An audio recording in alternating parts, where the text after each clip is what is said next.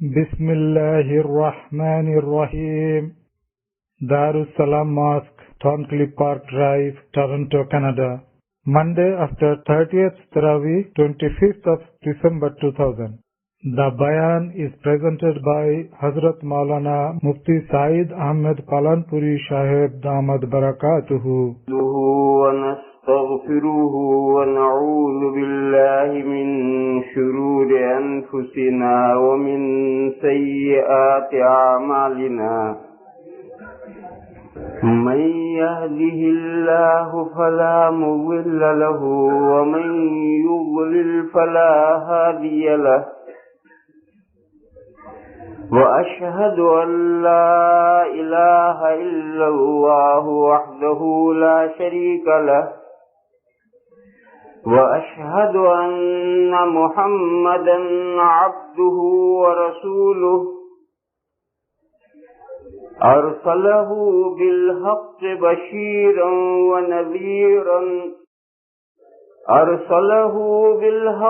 بشيرا ونذيرا بين يدي الساعة من يطع الله ورسوله فقد رشد واهتدى ومن يعصهما فلا يضر إلا نفسه ولا يضر الله شيئا صدق الله. بزرگوں اور بھائیوں، یہ وہی نبی پاک صلی اللہ تعالی علیہ وسلم کا خطبہ ہے جس سے حضور اکرم صلی اللہ تعالی علیہ وسلم تقریر شروع فرمایا کرتے تھے، اور کل میں نے اس کے بڑے حصے کی تشریح اور وضاحت آپ حضرات کے سامنے کی تھی. البتہ بیچ میں ایک ٹکڑا میں نے بالقصد چھوڑ دیا تھا، اس لیے کہ اس کی تھوڑی تفصیل زیادہ تھی اور کل اتنا وقت نہیں تھا. تو وہ جو بیچ کا ٹکڑا میں نے کل چھوڑ دیا تھا وہ آج آپ حضرات کی خدمت میں عرض کرنا ہے. وہ ٹکڑا ہے ارسلہ بالحق بشیرا ونذیرا بین یدی الساعہ. اتنا ٹکڑا بیچ میں نے چھوڑا تھا. بھیجا اللہ نے حضرت محمد مصطفیٰ صلی اللہ تعالی علیہ وسلم کو دین حق کے ساتھ. ارسلہ بالحق، ایک مضمون تو یہ سمجھنا ہے. ارسلہ بالحق، بھیجا اللہ نے حضور کو دین حق کے ساتھ. درا حالے کہ آپ خوشخبری سنانے والے ہیں اور نتائج اعمال سے آگاہ کرنے والے ہیں، چوکنا کرنے والے ہیں، ڈرانے والے ہیں. بشیرا و نذیرا دوسرا مضمون یہ سمجھنا ہے. اور تیسرا مضمون ہے قیامت کے سامنے بین یدی الساعہ. اللہ نے حضور کو بھیجا ہے دین حق کے ساتھ قیامت کے سامنے بین یدی الساعہ. تیسرا مضمون یہ سمجھنا ہے. یہ تین مضمون تھوڑے تفصیل سے عرض کرنے.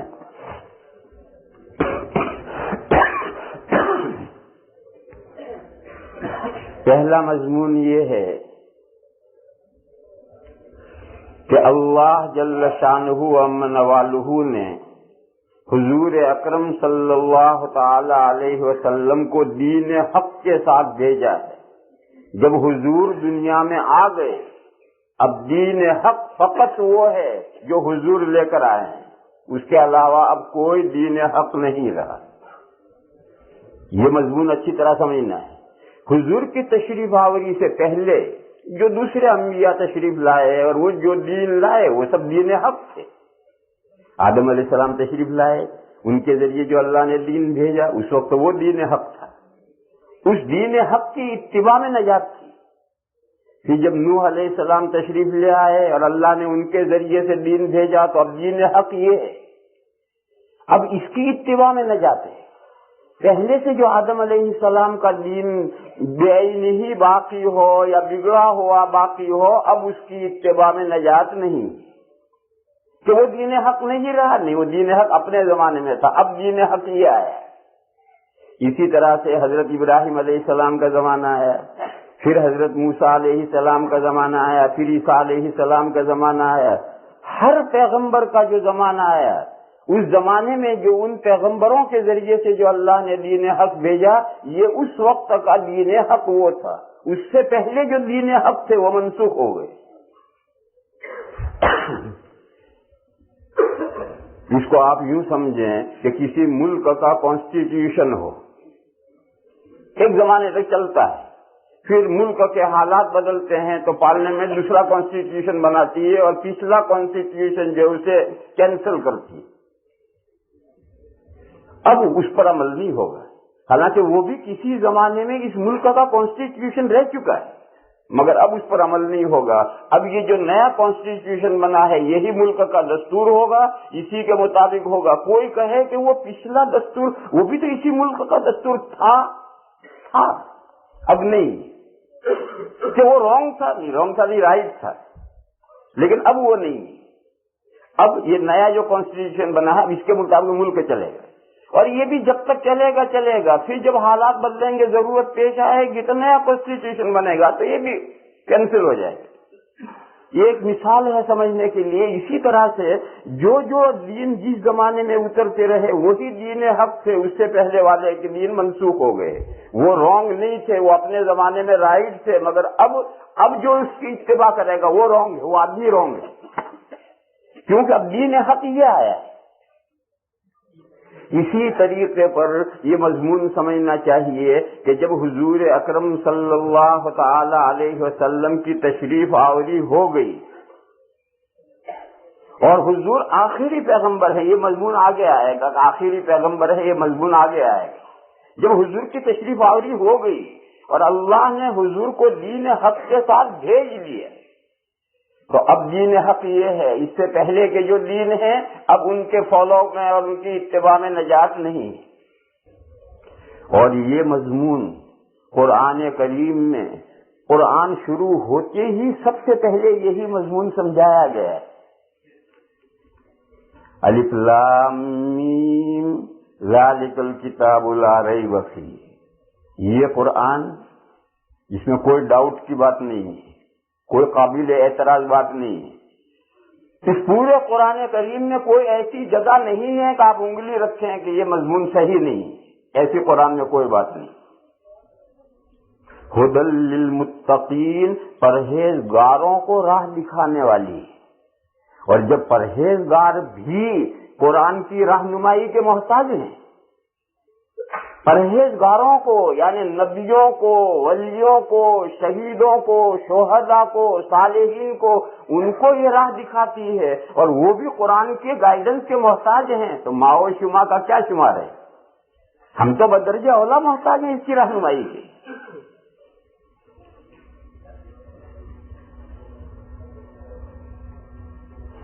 متقی کون ہیں؟ جن کے لیے یہ کتاب رہنمائی کرنے والی ہے۔ یہاں رک کر کے تھوڑا سا مضمون سمجھو۔ میں نے کہا کہ جب متقی اس کی رہنمائی کے محتاج ہیں، یہ متقیوں کی رہنمائی کرتی ہے، تو دوسرے جو بندے رہ گئے عام مسلمان یا کافر، وہ تو بدرجہ اولا رہنمائی کے محتاج ہیں۔ ایک توجہ تو یہ ہے، دوسری توجہ ہے وہ سمجھانی۔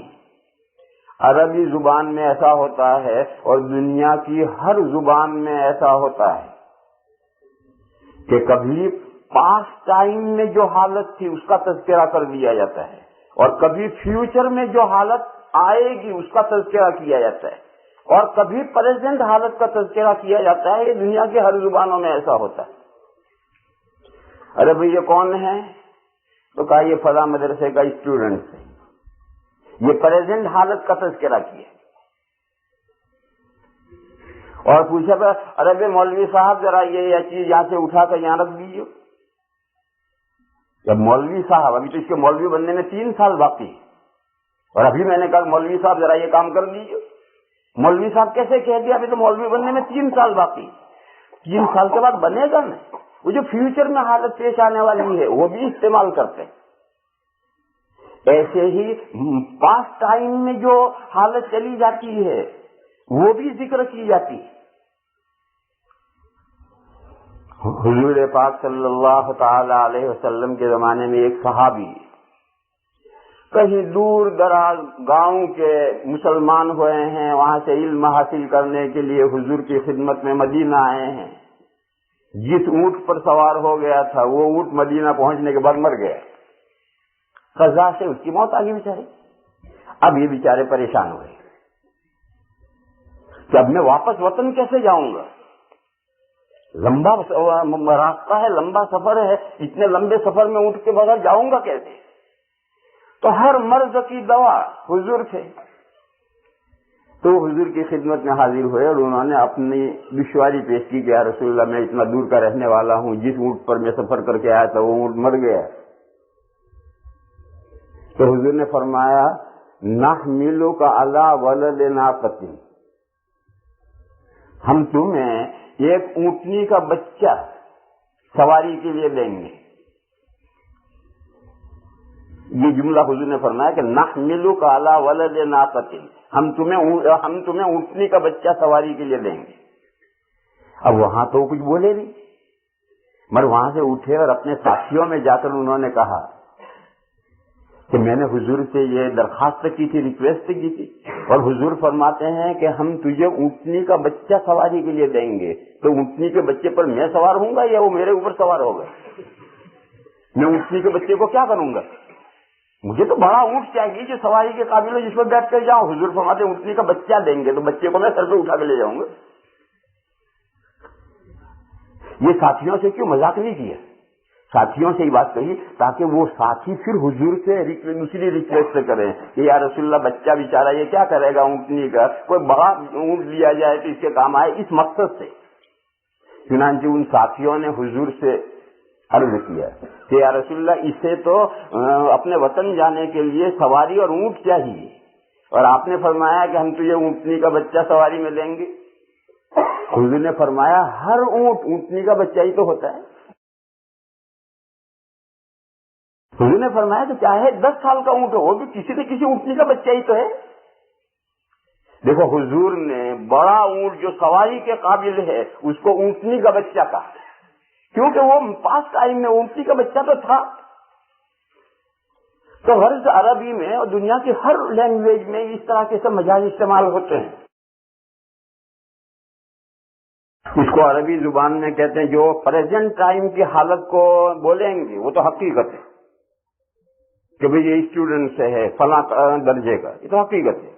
और माजी को अगर बोलेंगे तो इसको मजाज माकान कहते हैं, और फ्यूचर को हालत बोलेंगे तो उसको मजाज मायऊल कहते हैं।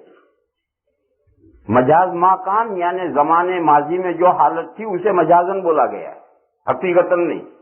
और आइंदा जमाने में जो हालत होगी मायऊल में, उसको मजाजन फिलहाल बोला गया है। ये अरबी में अल्फाज हैं और दुनिया के हर जुबान में इसी तरह से।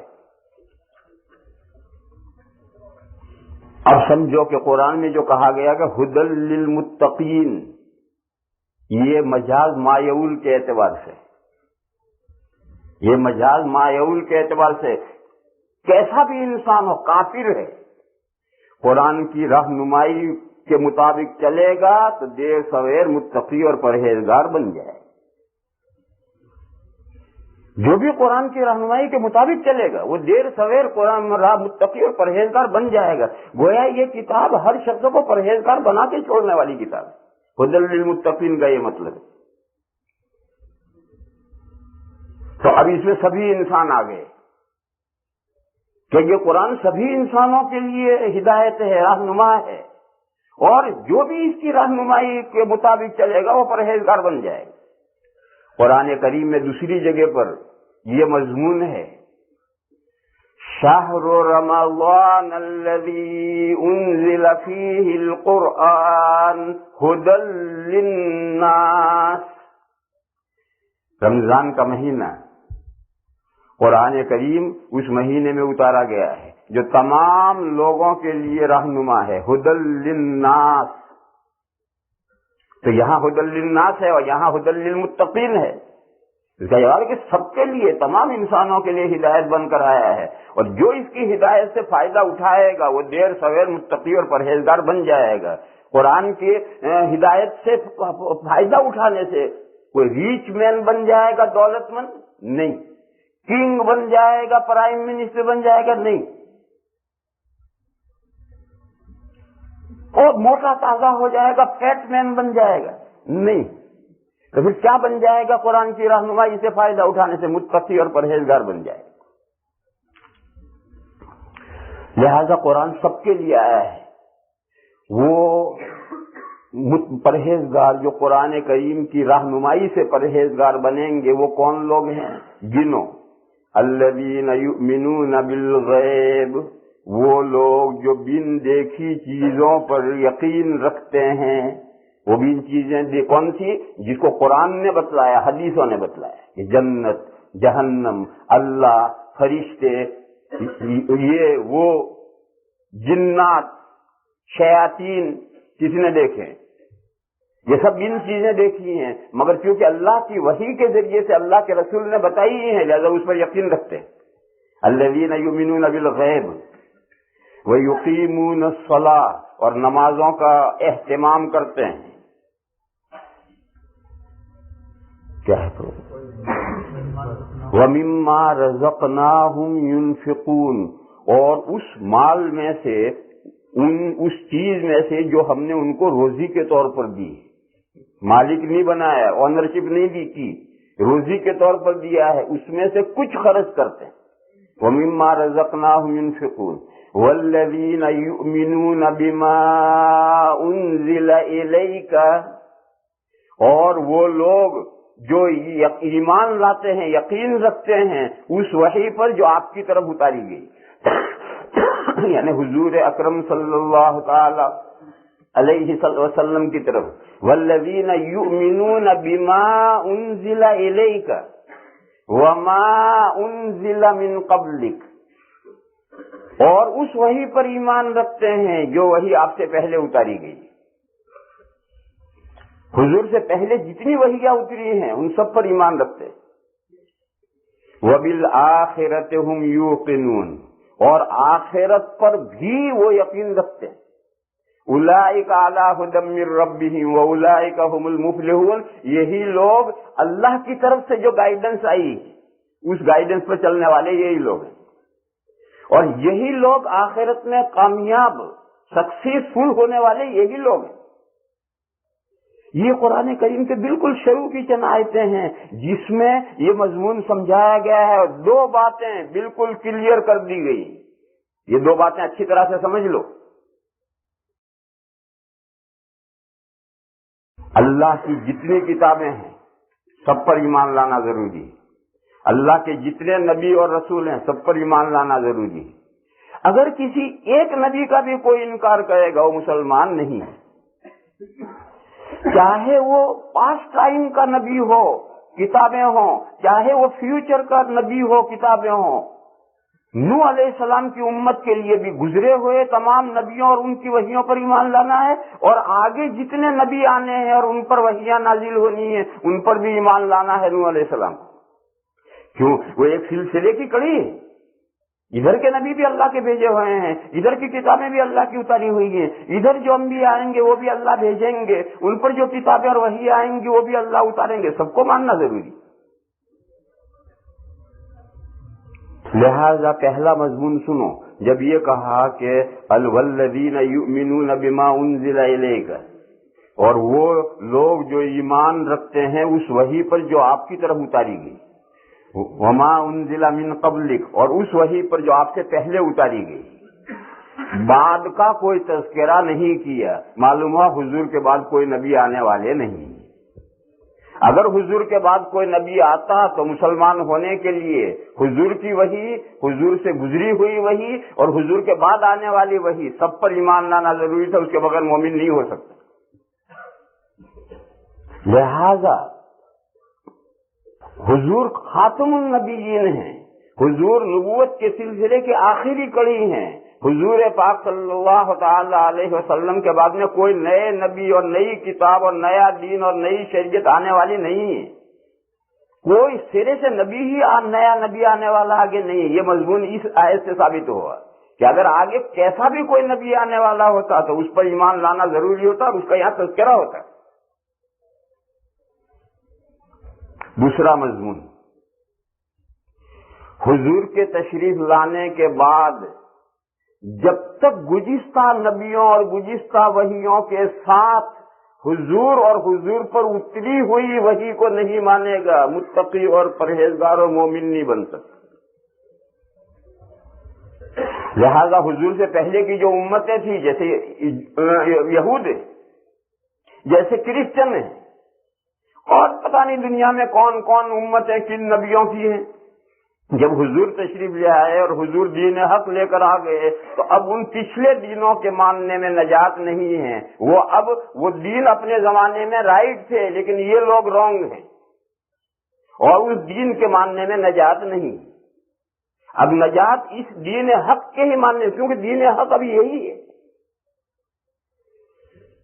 یہ مضمون میں نے اس لیے خاص طور پر عرض کیا ہے کہ اس ملک میں، یعنی ان ملکوں میں، اس ملک میں نہیں، ان ملکوں میں، یہ کینیڈا ہے، امریکہ کے اور پارٹ سے ہیں، یو کے ہے، فرانس ہے، یورپ سارا.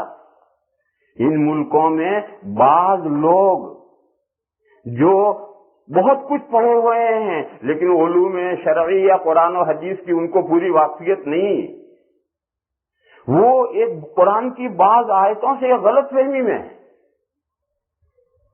اس لیے میں نے یہ مضمون سمجھایا ہے کہ یہ تو قرآن کے شروع میں طے کر دیا گیا ہے کہ اب پچھلی وحیوں کے ساتھ جب تک حضور پر اتری ہوئی وحی پر ایمان نہیں لائے گا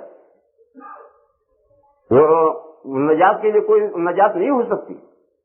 اور فرسٹلی حضور کی وحی پر ایمان لانا ہے، والذین یؤمنون بما انزل الیک. اور سیکنڈلی پچھلے نبیوں کی تمام وحیوں پر ایمان لانا ہے. کیوں؟ وہ جو ہے ان کو تو اجمالی ایمان ہے، اور حضور کی وحی پر تو تفصیلی ایمان ہے. اس ایمان کے ساتھ حضور کی وحی کے اوپر عمل بھی کرنا ہے زندگی بھر. اس لیے اس کو پہلے ذکر کیا اور گزشتہ نبیوں پر ایمان کو نمبر 2 سیکنڈ میں ذکر کیا. وہ قرآن کی کون سی آیتیں ہیں جس سے ان لوگوں کو غلط فہمی ہوئی ہے؟ ایسی 3-4 جگہ وہ آیتیں ہیں.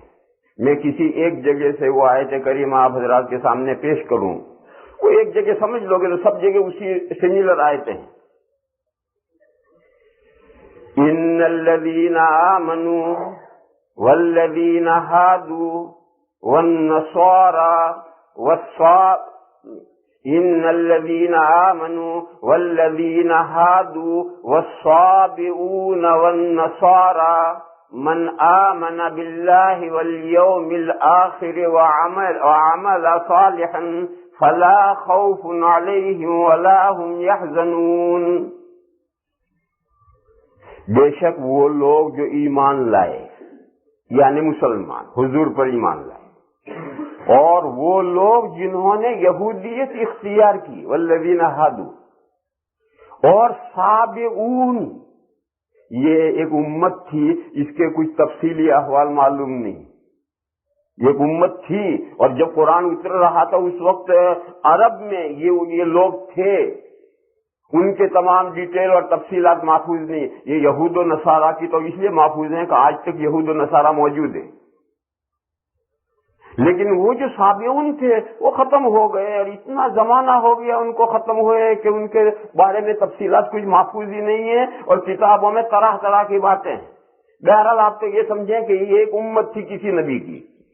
بے شک وہ لوگ جو ایمان لائے اور وہ لوگ جنہوں نے یہودیت اختیار کی، اور صابئین اور نصارہ کرسچن جو ایمان لایا اللہ پر اور کام کیے اس نے اچھے، من آمن باللہ وعمل صالحا،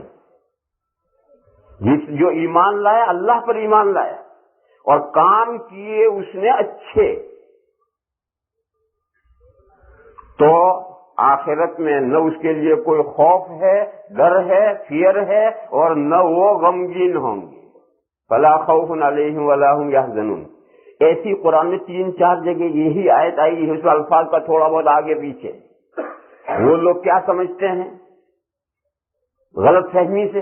وہ یہ سمجھتے ہیں کہ آخرت میں نجات کے لیے حضور پر ایمان لانا ضروری نہیں ہے۔ اللہ پر ایمان لاتا ہے، توحید کا قائل ہے، اپنے نبی کو مانتا ہے، اس نبی کے ذریعے سے جو شریعت آئی ہے اس پر عمل کرتا ہے، نیک کام کرتا ہے، تو آخرت میں نجات پا جائے گا۔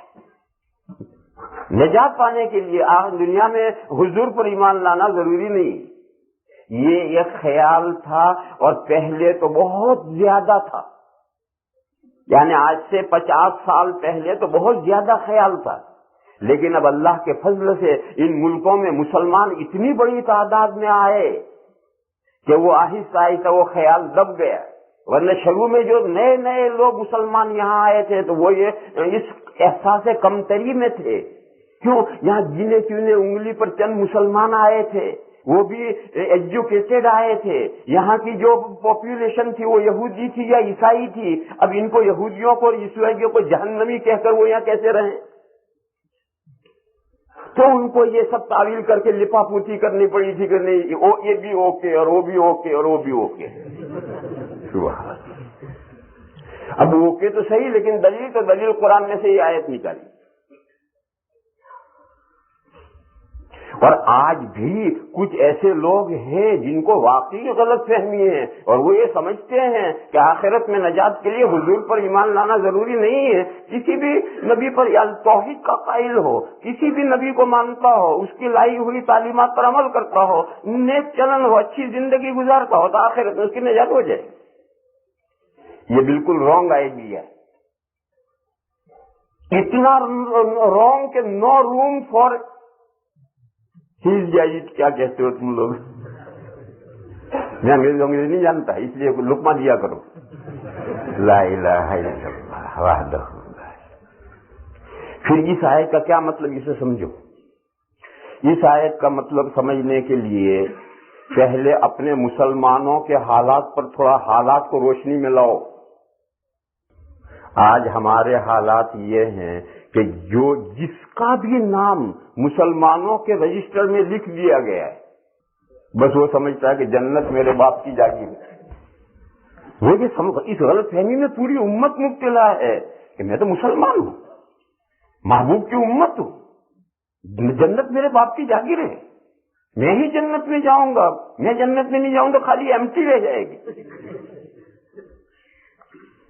یہ جو غلط فہمی ہے، یہ غلط فہمی اس امت میں نہیں ہے، پچھلی سبھی امتوں میں رہی ہے، پچھلی سبھی امتوں میں یہ غلط فہمی رہی ہے۔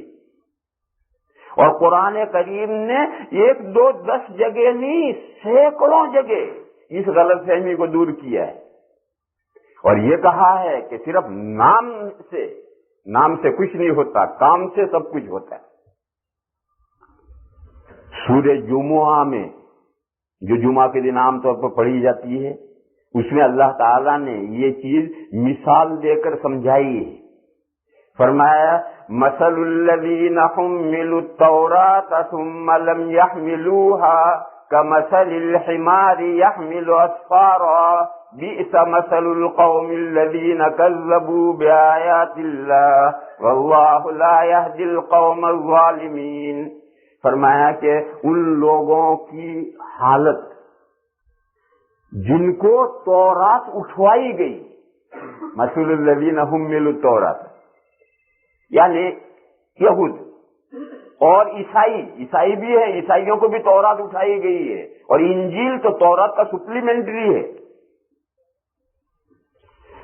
پھر انہوں نے اس کو نہیں اٹھایا، ان کو اٹھوائی گئی، پھر انہوں نے اس کو نہیں اٹھایا، ثم لم يحملوها، پھر انہوں نے اس کو نہیں اٹھایا، یعنی اس پر عمل نہیں کیا۔ کہلاتے تو یہودی، کہلاتے تو ہیں کرسچن، مگر تورات پر عمل نہیں کرتے۔ جیسا آج مسلمان کہلاتے ہیں مسلمان، لیکن قرآن پر حدیث پر عمل نہیں کرتے۔ تو فرمایا ان کی مثال اس گدھے جیسی ہے جس گدھے پر دینی کتابیں لاد دی گئی ہوں۔ کمثل الحمار یحمل اسفارا، اسفار دینی کتابیں، ایک گدھا ہے، اس پر قرآن، بخاری شریف، مسلم شریف، ترمذی شریف، یہ شریف وہ شریف، ساری شریفیں اس کے اوپر گدھے پر لاد دو، گدھا گدھائیے، گدھا گدھائیے، ان کتابوں سے اس گدھے کو کیا فائدہ بنا؟ کمثل الحمار یحمل اسفارا، فرمایا بئس مثل القوم الذین کذبوا بآیات اللہ، بہت بری مثال ہے ان لوگوں کی جنہوں نے اللہ کی آیتوں کو جھٹلایا۔ اللہ کی آیتوں کو جھٹلانے کی دو شکلیں ہیں، ایک تو جیسے کافر ہیں حضور کے دین کو نہیں مانتے، یہ بھی ایک جھٹلانا ہے، اور ایک جھٹلانا یہ ہے کہ کہلاتا ہے یہودی اور تورات پر عمل نہیں کرتا، کہلاتا ہے عیسائی اور تورات و انجیل پر عمل نہیں کرتا تھا، کہلاتا ہے مسلمان اور قرآن و حدیث پر عمل نہیں کرتا، یہ بھی اللہ کی آیتوں کو جھٹلا رہا ہے۔ اس کی یہ مثال ہے، جیسے گدھا، کیا کہتے ہیں ڈنکی منکی، کیا کہتے ہیں ڈونکی، یہ سورہ جمعہ میں مثال آئی ہے۔ یہ مثال کسے سنائی گئی؟ ہمیں سنائی گئی، اس امت کو سنائی گئی، اور جس وقت قرآن کی یہ آیت نازل ہو رہی ہے اس امت میں اس مثال کا مصداق وجود میں نہیں آیا۔ اب تک جتنے مسلمان ہیں وہ تو 100% اللہ کے احکام پر عمل کرتے ہیں، لہذا مثال اس امت میں سے نہیں دی جا سکتی۔ پچھلی امتوں کی یہ مثال اس امت کو سنائی گئی ہے کہ جیسا ان کا حال تھا کہ تمہارا بھی حال یہ نہ ہو جائے۔ حدیث شریف ہے، حضور اکرم صلی اللہ تعالی علیہ وسلم نے فرمایا کہ لَتَتَّبِعُنَّ سَنَنَ مَنْ قَبْلَكُمْ حَذْوَ النَّعْلِ بِالنَّعْلِ حَتَّى لَوْ أَنَّ أَحَدَهُمْ دَخَلَ جُحْرَ ضَبٍّ لَدَخَلْتُمُوهُ وَلَوْ أَنَّ أَحَدًا مِّنْهُمْ أَتَىٰ أُمَّهُ عَلَانِيَةً لَكَانَ فِي أُمَّتِي مَن يَفْعَلُهُ۔ فرمایا حضور نے کہ تم پچھلی امتوں کے ہو بہو قدم بقدم چلو گے، لَتَتَّبِعُنَّ سَنَنَ مَن قَبْلَكُمْ، جیسے دو جوتے ہوتے ہیں سیم ہوتے ہیں، ایک سینٹی میٹر بھی چھوٹا بڑا نہیں ہوتا ہے، اسی طریقے سے تم پچھلی امتوں کے بالکل ہو بہو سیم چلو گے۔ فرمایا کہ اگر پچھلی امتوں کا کوئی شخص گروہ کے بل میں سوراخ میں گھسا ہے تو تم بھی اس میں گھسو گے۔ گوہ کیا کہتے ہیں؟ لیچڈ، اس کی اگر بل اس کے سوراخ میں ہول میں کوئی گھسا ہے وہ تو خطرناک ہے، اندر لیچڈ ہے، گوہ ہے، اندر جانا کوئی اچھا کام تھوڑا ہی، وہ تو خطرناک کام ہے۔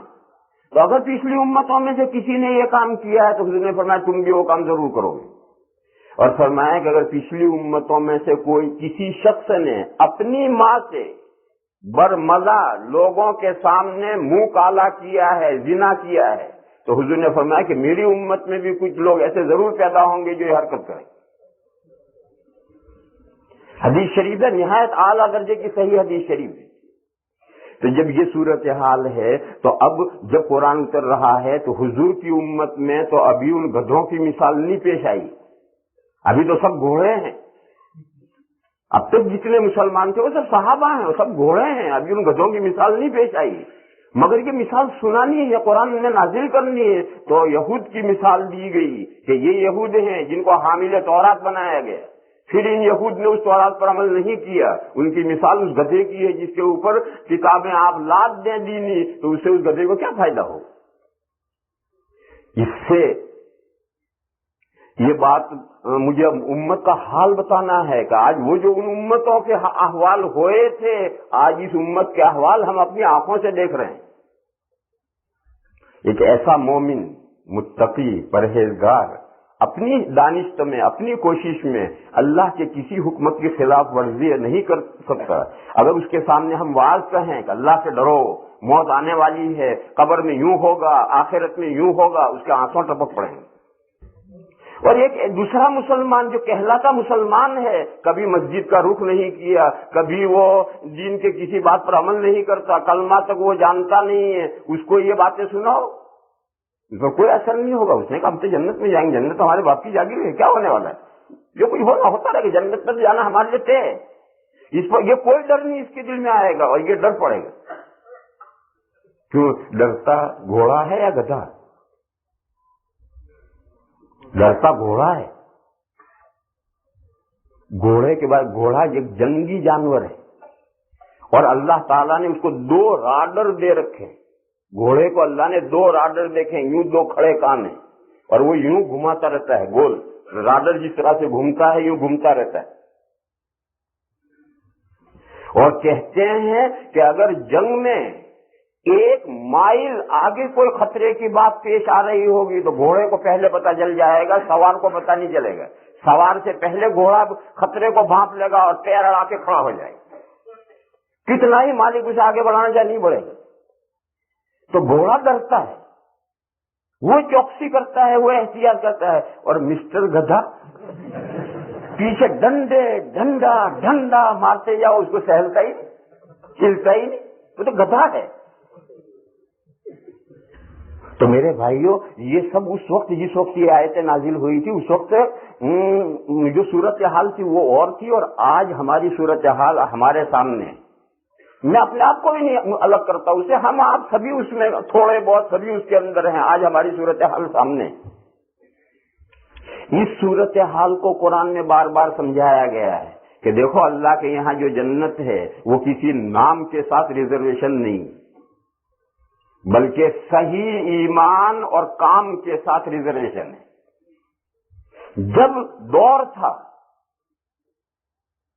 یہودیوں کا، تو جو شخص موسیٰ علیہ السلام پر ایمان رکھتا ہے، موسیٰ علیہ السلام کی کتاب پر ایمان رکھتا ہے، تورات کے مطابق زندگی گزارتا ہے، اس کے لیے کوئی خطرے کی بات نہیں ہے آگے. اور اگر وہ نام کا یہودی ہے، نہ موسیٰ علیہ السلام کی کتاب پر اس کا کوئی عمل نہیں ہے، تو اس کے لیے یہ نہیں کہ کیونکہ وہ یہودی ہے لہذا ضرور جنت میں جائے گا، ایسا نہیں. جب دور تھا عیسائیوں کا، ان کے لیے بھی یہی ضابطہ تھا کہ عیسائی کہلانے پر نجات نہیں ہے. مومن ہو، عیسیٰ علیہ السلام پر ایمان رکھتا ہو، ان کی کتاب پر ایمان رکھتا ہو، ان کی تعلیمات پر عمل کرتا ہو، نیک اور صالح ہو، تو اس کے لیے آخرت میں کوئی خطرہ نہیں ہے، صرف عیسائی کہلانے پر نہیں. صابئین کا دور تھا، اس دور میں بھی یہی بات تھی. جب اس امت کا دور آیا، الذین آمنوا کا دور آیا، تو اس دور میں بھی یہی بات ہے.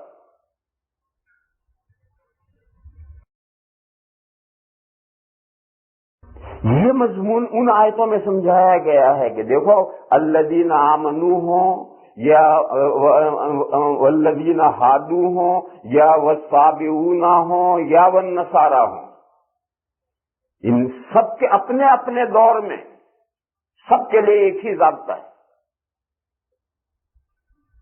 وہ کیا ہے؟ وقالت الیہود والنصارى نحن ابناء اللہ واحباؤہ. یہود اور نصارہ کہتے ہیں، یعنی یہود اپنے زمانے میں، نصارہ اپنے زمانے کہتے ہیں نحن ابناء اللہ واحباؤہ، ہم اللہ کے بیٹے ہیں اور اللہ کے چہیتے ہیں. قل فلم يعذبكم بذنوبكم، آپ ان کو جواب دیجئے کہ پھر تمہیں تمہارے گناہوں پر سزا کیوں ہوگی؟ کوئی باپ اپنے بیٹے کو اور کوئی عاشق اپنے محبوب کو سزا دیتا ہے؟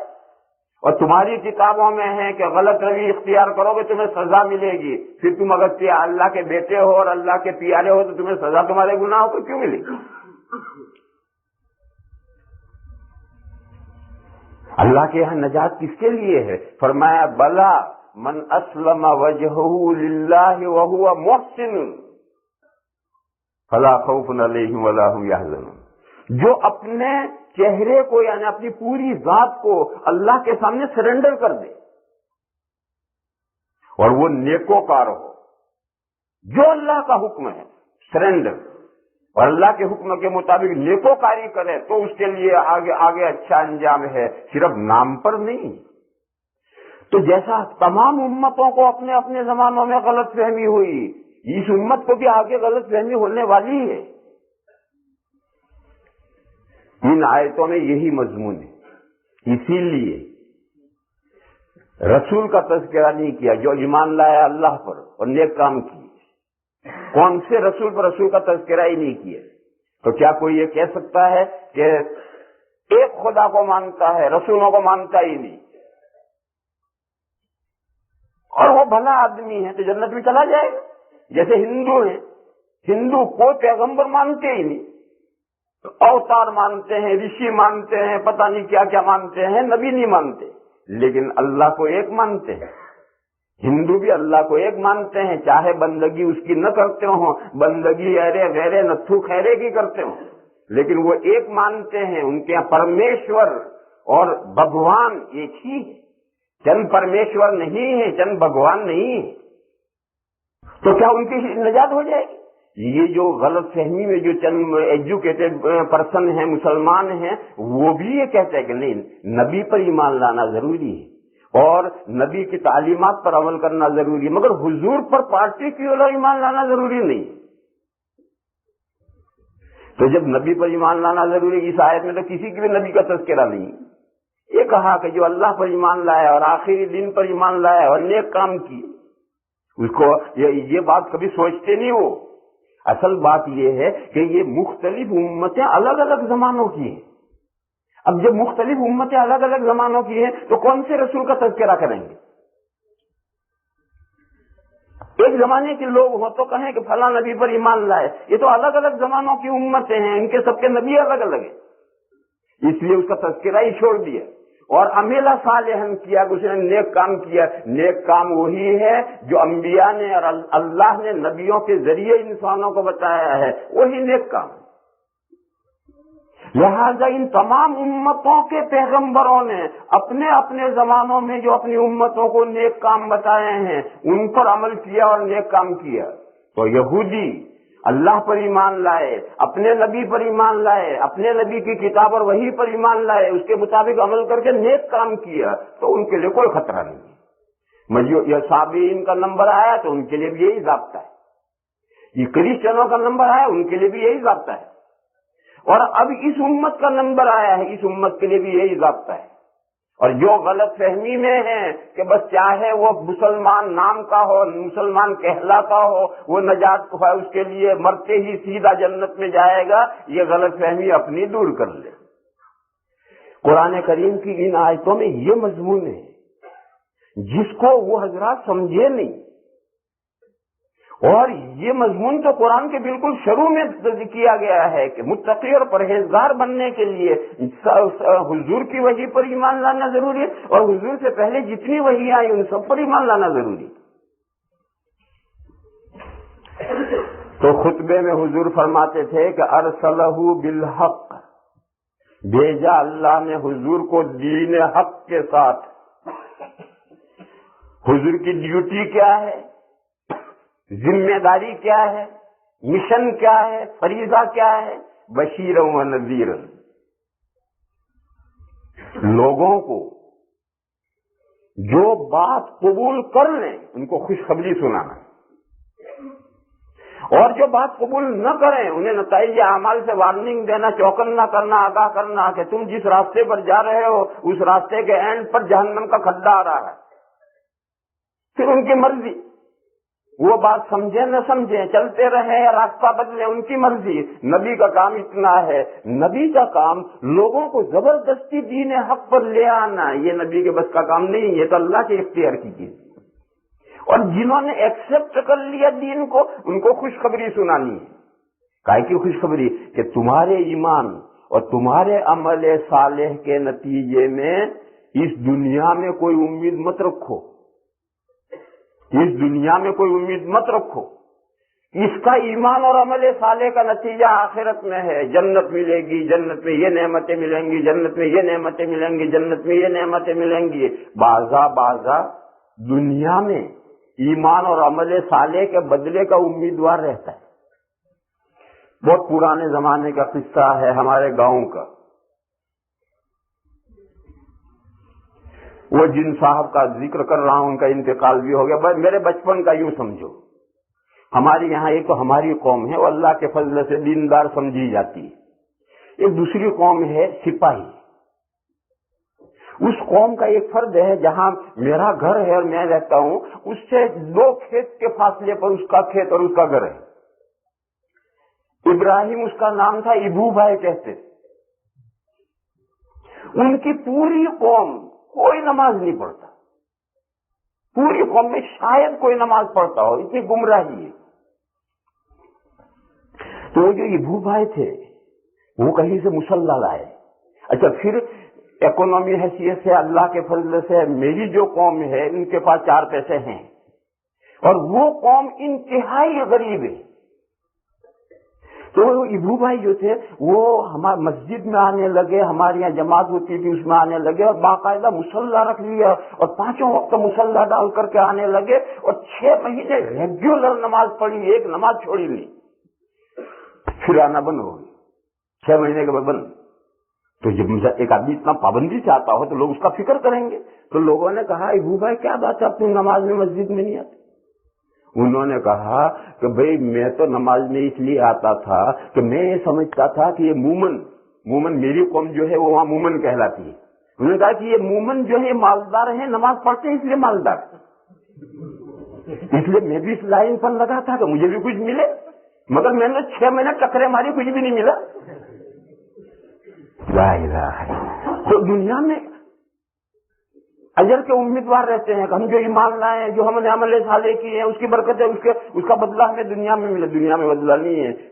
हुजूर खुशखबरी सुनाते हैं कि तुम्हारे ईमान और तुम्हारे अमाल पर आखिरत में सब बदले हैं, ये खुशखबरी सुन लो, ये खुशखबरी सुन लो। एक साहिब हुजूर की खिदमत में आए, उन्होंने कहा मैं मुसलमान होना चाहता हूं, मैं ईमान ले आऊं तो क्या मिलेगा? हदीस शरीफ। उन्होंने हुजूर से पूछा कि मैं ईमान ले आऊं तो क्या मिलेगा? हुजूर ने फरमाया अल जन्नह, जन्नत मिलेगी। उन्होंने कहा या रसूलल्लाह हाथ लंबे कीजिए। हुजूर ने हाथ लंबे किए, उन्होंने बैत इस्लाम की।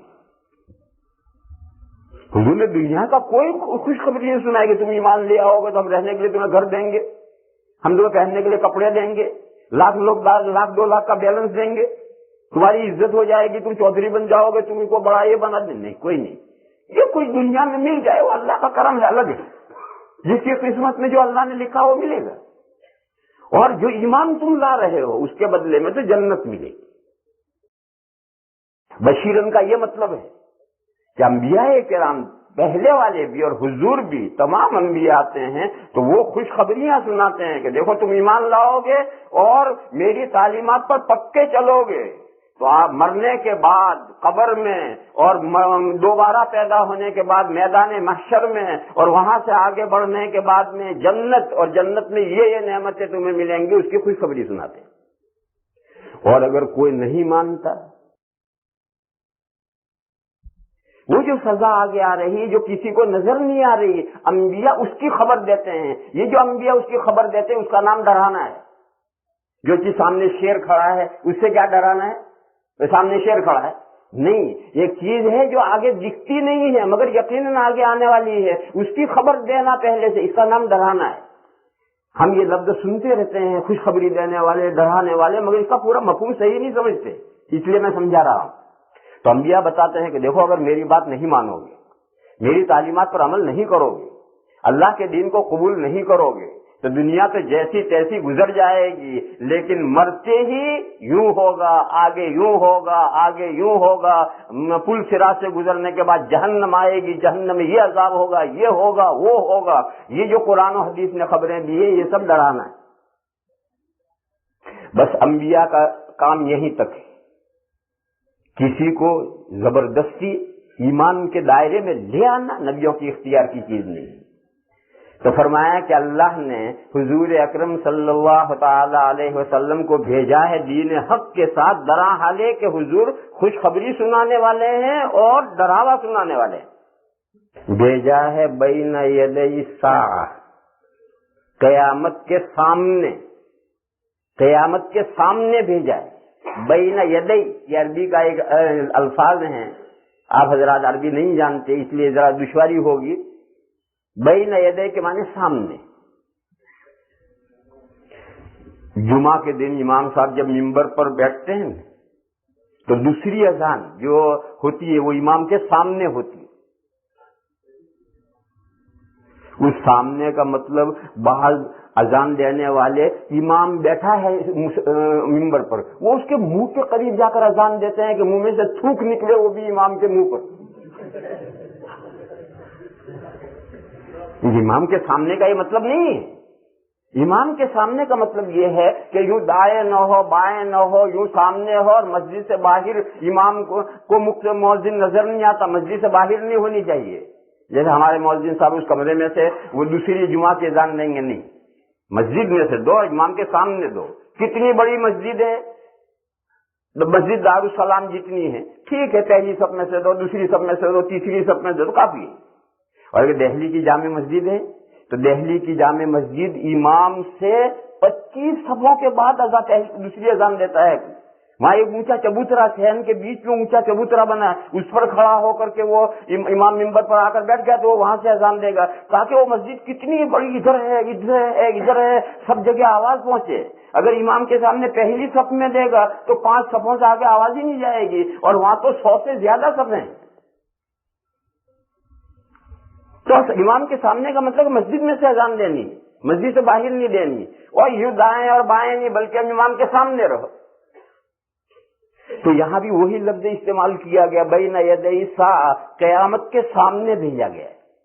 قیامت کے سامنے بھیجا گیا ہے، اس کا مطلب یہ ہے کہ حضور اور قیامت کے درمیان میں کوئی آڑ نہیں ہے.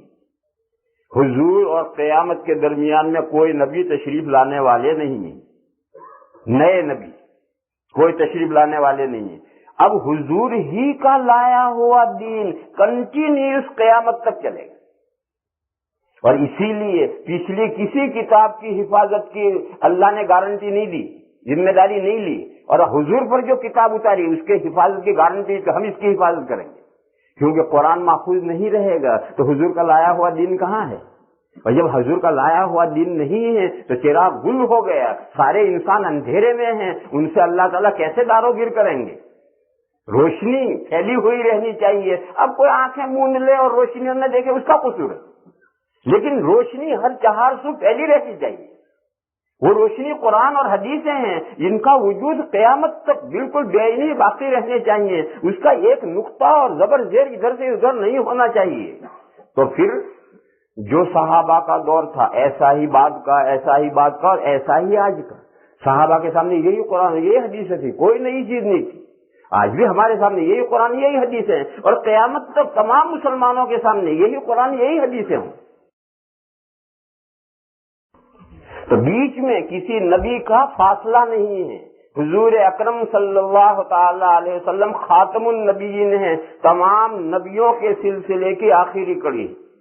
یہ حضور نے بتلایا بین یدی ساعہ کا مطلب یہ ہے کہ میں قیامت کے سامنے آیا ہوں، یعنی میرے بعد قیامت تک کوئی نیا نبی کسی طرح کا نہیں آئے. یہ مضمون حضور اکرم صلی اللہ تعالی علیہ وسلم نے حدیث میں ایک دوسری مثال دے کر سمجھا ہے. فرمایا بعثت انا والساعۃ کہاتین، یہ 2 انگلیاں کی. فرمایا بعثت انا والساعۃ کہاتین، میں اور قیامت بھیجے گئے ہیں اس طرح. حدیث شریف پوری ہوئی. کیا مطلب سمجھنے میں اختلاف ہو گئی.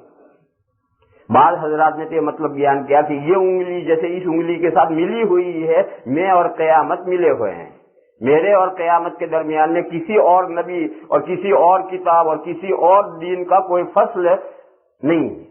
جیسے ان 2 انگلیوں کے بیچ میں کوئی فصل نہیں، ان 3 انگلیوں کے بیچ میں بیچ کی انگلی فصل ہے، لیکن ان 2 کے بیچ میں کوئی فصل نہیں. اسی طرح حضور اور قیامت کے بیچ میں کوئی فصل نہیں. تو ایک مطلب تو یہ بیان کیا ہے. دوسرا مطلب علماء نے بیان کیا ہے کہ دیکھو بیچ کی اونچی انگلی بڑی ہے اور تھوڑی آگے ہے، اور دوسری انگلی تھوڑی چھوٹی ہے اور پیچھے ہے. تو حضور قیامت سے اتنا پہلے بھیجے گئے. جب یہ انگلی بڑھتی بڑھتی اس کے ایکول ہو جائے گی تو قیامت آ جائے گی. یہ بھی ایک مطلب بیان کیا گیا ہے کہ قیامت ابھی اتنی آگے ہے اور حضور اتنا پیچھے بھیجے گئے ہیں. لہذا حضور کی بعثت اور قیامت میں کتنا ڈسٹینس ہے، یہ اشارہ ہے. کوئی سمجھنا چاہو سمجھو، لیکن کچھ نہیں سمجھ سکتا کوئی. کیوں؟ یہ ڈاٹا یہاں سے شروع ہوا ہے، یہ ڈاٹا یہاں سے شروع ہوا. اگر ہمیں یہ معلوم ہو جائے کہ یہ ڈاٹا کس حساب سے چل رہا ہے تو آگے ہم بتا سکتے ہیں، لیکن کسی کو پتا ہی نہیں کہ پیچھے سے ڈاٹا کیسے چلتا ہے. ڈاٹا سمجھتے نہیں آپ حضرات. یہ مسجد دارالسلام بنی 6-7 سال لگے ہیں اس کو. اس 6-7 سال میں ہر سال آپ حضرات نے چندہ دیا, اللہ کے بہت سے بندوں نے, دوسرے ملکوں کے رہنے والوں نے بھی چندہ دیا, یہ آمدنی ہوئی اور کام ہوتا گیا. زمین خریدی, پھر یہ کیا, پھر وہ کیا, پھر وہ کیا, یہ سب کام ہوتا رہا. اب ان کو ایک ڈاٹا بنا کر یہاں لگانا ہے کہ سن 1914 میں آمدنی کتنی ہوئی, خرچہ کتنا ہوا. آمدنی کا ہرا نشان ہوگا اور خرچے کا ریڈ نشان ہوگا, اور اس کا اسکیل ہوگا کہ 1 ملی میٹر $1000. تو اب تم ناپو کہ یہ 58 ملی میٹر ہے, اس کا مطلب آمدنی 58 ملی میٹر ہوئی اس سال میں, اور خرچہ وہ 50 ملی میٹر ہے, اس کا مطلب اس میں $50,000 خرچ ہو گئے اور 8,000 بچ گئے. یہ ڈاٹا ہے جو بتائے گا. اور اگر آپ نے اسکیل بنایا کہ 1 ملی میٹر $1,00,000, تو اب 57 ملی میٹر ہے, اس کا مطلب $57 لاکھ چندہ ہوا, اور اس میں سے $50 لاکھ خرچہ ہوا. اور اگر آپ اسکیل بنائیں کہ 1 ملی میٹر $1 ملین یا $1 بلین یا $1 ٹریلین, تو کہیں سے کہیں بچ جائے, کچھ کا کچھ ہو جائے گا. تو یہ جو ڈاٹا یہاں سے چلا ہے, یہ ڈاٹے کا اسکیل کیا ہے, یہ اسکیل معلوم ہو جائے تو ہم یہاں ناپیں گے کہ یہ اتنی قیامت آگے ہے. اور 1 ملی میٹر کے 100 سال ہوتے ہیں, یا 1 ملی میٹر کے 1000 سال ہوتے ہیں. لہذا حضور کے تشریف آوری کے بعد میں 2000 کے بعد میں 10,000 کے بعد میں 100,000 کے بعد قیامت آئے گی.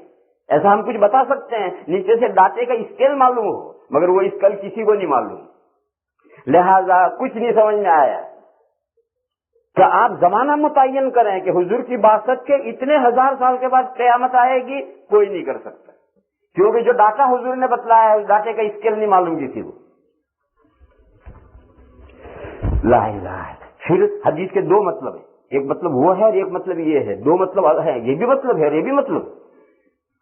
مجھے تو یہ سمجھانا تھا کہ حضور نے یہ مثال دے کر سمجھایا کہ میں اور قیامت اس طرح بھیجے گئے ہیں, میرے اور قیامت کے درمیان میں کسی نبی یا کسی نئی کتاب یا نئی شریعت کا کوئی فصل اور جدائی نہیں. اور حضرت عیسیٰ علیہ السلام جو تشریف لائیں گے دجال کے زمانے میں, اس سے کوئی فرق نہیں پڑتا, وہ نئے نبی نہیں ہے, وہ تو پچھلے دور کے نبی ہیں. اور جس دور میں تشریف لائیں گے اس دور میں بھی اپنی انجیل اور تورات پر عمل نہیں کریں گے, لوگوں کو تورات اور انجیل کے مطابق نہیں رہنمائی کریں گے, بلکہ اللہ تعالیٰ ان کو قرآن اور حدیث سکھلائیں گے. میں نے ایک دن بتایا تھا کہ قرآن میں 2 جگہ عیسیٰ علیہ السلام کے بارے میں کہ ہم ان کو 4 چیزیں سکھائیں گے. سب سے پہلے قرآن سکھلائیں گے, حدیثیں سکھلائیں گے, تورات سکھلائیں گے, انجیل سکھلائیں گے. تو تورات اور انجیل تو ان کے زمانے میں تھی, تورات تو آلریڈی تھی, انجیل خود ان پر اتری, وہ اللہ نے دونوں سکھلائی. قرآن اور حدیث تو اس زمانے میں تھے ہی نہیں, پھر اللہ کب سکھلائیں گے؟ جب قیامت کے قریب اتریں گے تب یہ 2 چیزیں سکھلائیں گے, اور ان 2 کے مطابق خود بھی عمل کریں گے اور امت محمدیہ کی رہنمائی بھی اس کے مطابق کریں گے. لہذا حضرت عیسیٰ علیہ السلام کے تشریف لانے سے حضور اکرم صلی اللہ تعالی علیہ وسلم کے خاتم النبیین ہونے میں کوئی فرق نہیں پڑتا. نیا نبی آ جائے, کسی نوعیت کا نیا نبی آئے اور نیا دین لے کر آئے, چاہے پارشلی نیا دین لے کر آئے, تو وہ خلل ڈالے گا. دیکھو عیسیٰ علیہ السلام پارشلی نیا دین لے کر آئے, اصل تورات ہے اور انجیل اس کا ضمیمہ ہے. تو ایسا اگر بالکل کمپلیٹلی نیا دین نہ لائے, پارشلی نیا دین لائے, تو حضور کے خاتم النبیین ہونے میں خلل پڑتا ہے. لیکن اگر پہلے کا نبی تشریف لائے اور وہ تشریف لا کر حضور ہی کی شریعت پر خود بھی عمل کرے, دوسروں کو بھی رہنمائی کرے, تو اس سے حضور کے خاتم النبیین ہونے میں کوئی خلل نہیں پڑتا. جب یہاں تک پہنچ گئے تو ایک بات اور سن لو. بعض لوگ یہ سوال کرتے ہیں کہ آخر عیسیٰ علیہ السلام کو کیوں قیامت سے پہلے اتارا جائے گا؟ بھائی پھر دوسرا سوال یہ کرتے ہیں کہ حضور سے پہلے تو 1,24,000 انبیاء گزرے ہیں, ان میں سے عیسیٰ علیہ السلام ہی کو کیوں اتارا جائے گا؟ انہی کو کیوں اٹھایا گیا اور انہی کو کیوں اتارا جائے گا؟ اس سے پہلے حضرت زکریا علیہ السلام کو جن یہودیوں نے آرے سے چیر کر شہید کر دیا, تو انہیں اللہ نے کیوں نہیں اٹھا لیے؟ جیسے عیسیٰ علیہ السلام کو سولی دینے کے لیے یہودی پکڑ میں آئے تھے، اللہ نے اٹھا لیا. تو جیسے ان کو سولی دینے کے لیے آئے تھے، بہت سے انبیاء کو یہودیوں نے قتل کیا ہے، تو ان کسی اور نبی کو کیوں نہیں اٹھا لیا؟ عیسیٰ علیہ السلام کو کیوں اٹھائے؟ یہ دو سوال ہیں کہ حضرت عیسیٰ کیوں اتریں گے اور یہ حضرت عیسیٰ ہی کیوں اتریں گے، انہی کو کیوں اٹھایا اور انہی کو کیوں اتارا جائے گا؟ میرے بھائیو، اس مضمون کو سمجھنے کے لیے بہت گہری بات ہے، بہت آسانی سے نہیں سمجھ میں آئے گی، لیکن آپ اللہ کے فضل و کرم سے بہت پڑھے لکھے لوگ ہیں، سمجھدار ہیں، اس لیے میں مختصر بتاؤں گا تو ابھی سمجھ جائیں گے. کوشش کریں. دیکھو، حضور خاتم النبیین ہیں. کیا مطلب؟ حضور تین طرح سے خاتم النبیین ہیں. سمجھو اس مضمون کو پہلے. حضور خاتم النبیین ہیں تین طرح سے، اور تینوں ایک ساتھ ہیں. ایک تو اس طرح سے کہ تمام نبیوں کے دنیا میں آ جانے کے بعد سلسلے کی آخری کڑی خاتم النبیین حضرت محمد مصطفیٰ صلی اللہ تعالی علیہ وسلم ہے. اس کا نام ہے ختم نبوت زمانی، یعنی زمانے کے اعتبار سے، ٹائم کے اعتبار سے حضور سب سے آخر میں آئے ہیں. اس کو تو سارے مسلمان مانتے ہیں، اس کی زیادہ کوئی وضاحت کرنے کی ضرورت نہیں. دوسری، حضور جو خاتم النبیین ہیں وہ فیوچر کی طرف ہی نہیں ہیں. لوگ اتنا ہی سمجھتے ہیں کہ حضور خاتم النبیین ہیں، آگے کوئی نبی نہیں آئے گا. نہیں، حضور خاتم النبیین آگے کی طرف، فیوچر ہی کی طرف نہیں ہے. پاسٹ ٹائم میں جتنے نبی آ گئے ہیں ان کے بھی حضور خاتم ہیں. اس کا نام ہے ختم نبوت رتبی، یعنی رتبہ تمام نبیوں میں سب سے بڑا ہے حضور کا. اور پچھلے جتنے انبیاء کرام علیہ الصلوۃ والسلام آئے ہیں سب حضور کے ماتحت ہیں، سب حضور کے فیضان سے ان کو نبوتیں ملی. ماتحت ہے. اس کی دلیل، پچھلے نبیوں میں سے کسی بھی ایک نبی کو حضور کے پیریڈ میں اتارا جائے گا اور وہ خود نبی ہوتے ہوئے حضور کے دین پر عمل کرے گا اور دوسروں کو اس کے مطابق رہنمائی کرے گا. معلوم ہوا کہ یہ حضور کے ماتحت ہے. اگر پچھلا کوئی نہ آئے تو صرف کہنے کی بات ہے کہ حضور پچھلے سب نبیوں کے لیے بھی خاتم النبیین ہیں، یعنی پچھلے تمام انبیاء بھی حضور کے ماتحت ہیں اور حضور کی نبوت کے ماتحت ہیں. تو بس یہ کہنے کی بات ہے. فار ایگزامپل کچھ بھی نہیں. اور اب جب عیسیٰ علیہ السلام کو اتار کر یہ عملی طور پر دکھایا جائے گا تو یہ ثابت ہو گیا کہ پچھلے تمام نبیوں میں سے کوئی بھی نبی اگر آئے گا تو اسے حضور ہی کا فالو کرنا پڑے گا. اس کی اپنی نبوت سماپت. یہ ہندی لفظ ہے، پتہ نہیں آپ لوگ سمجھتے ہیں یا نہیں. موقوف. این لفظ ٹھیک نہیں تھا، اس لیے میں نے سماپت لفظ استعمال کیا. ایک موقع پر ایسا ہوا، ایک صحابی میں اور ایک یہودی میں بازار میں جھگڑا ہوا. حدیث شریف ہے. کوئی معاملہ ہوا، اس معاملے میں جھگڑا نہیں ہوا، پہلے کوئی معاملہ ہوا. اس معاملے میں یہودی نے یہ جملہ کہا کہ واللہ الذی اصطفی موسیٰ علی العالمین انہ کان کذا.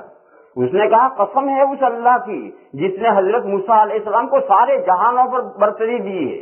معاملہ یوں ہے، یہ اس نے یہودی نے قسم کھائی کہ قسم ہے اس اللہ کی جس نے موسیٰ علیہ السلام کو تمام جہانوں پر برتری دی. وہ مسلمان کو آیا گزرا دے رپٹ مارا ہے اور کہا موسیٰ علیہ السلام کو ان اللہ اصطفی محمد علی العالمین، اللہ نے سارے جہانوں پر حضور کو برتری دی. اب وہ یہودی بھاگا بھاگا حضور کے یہاں پہنچے. 999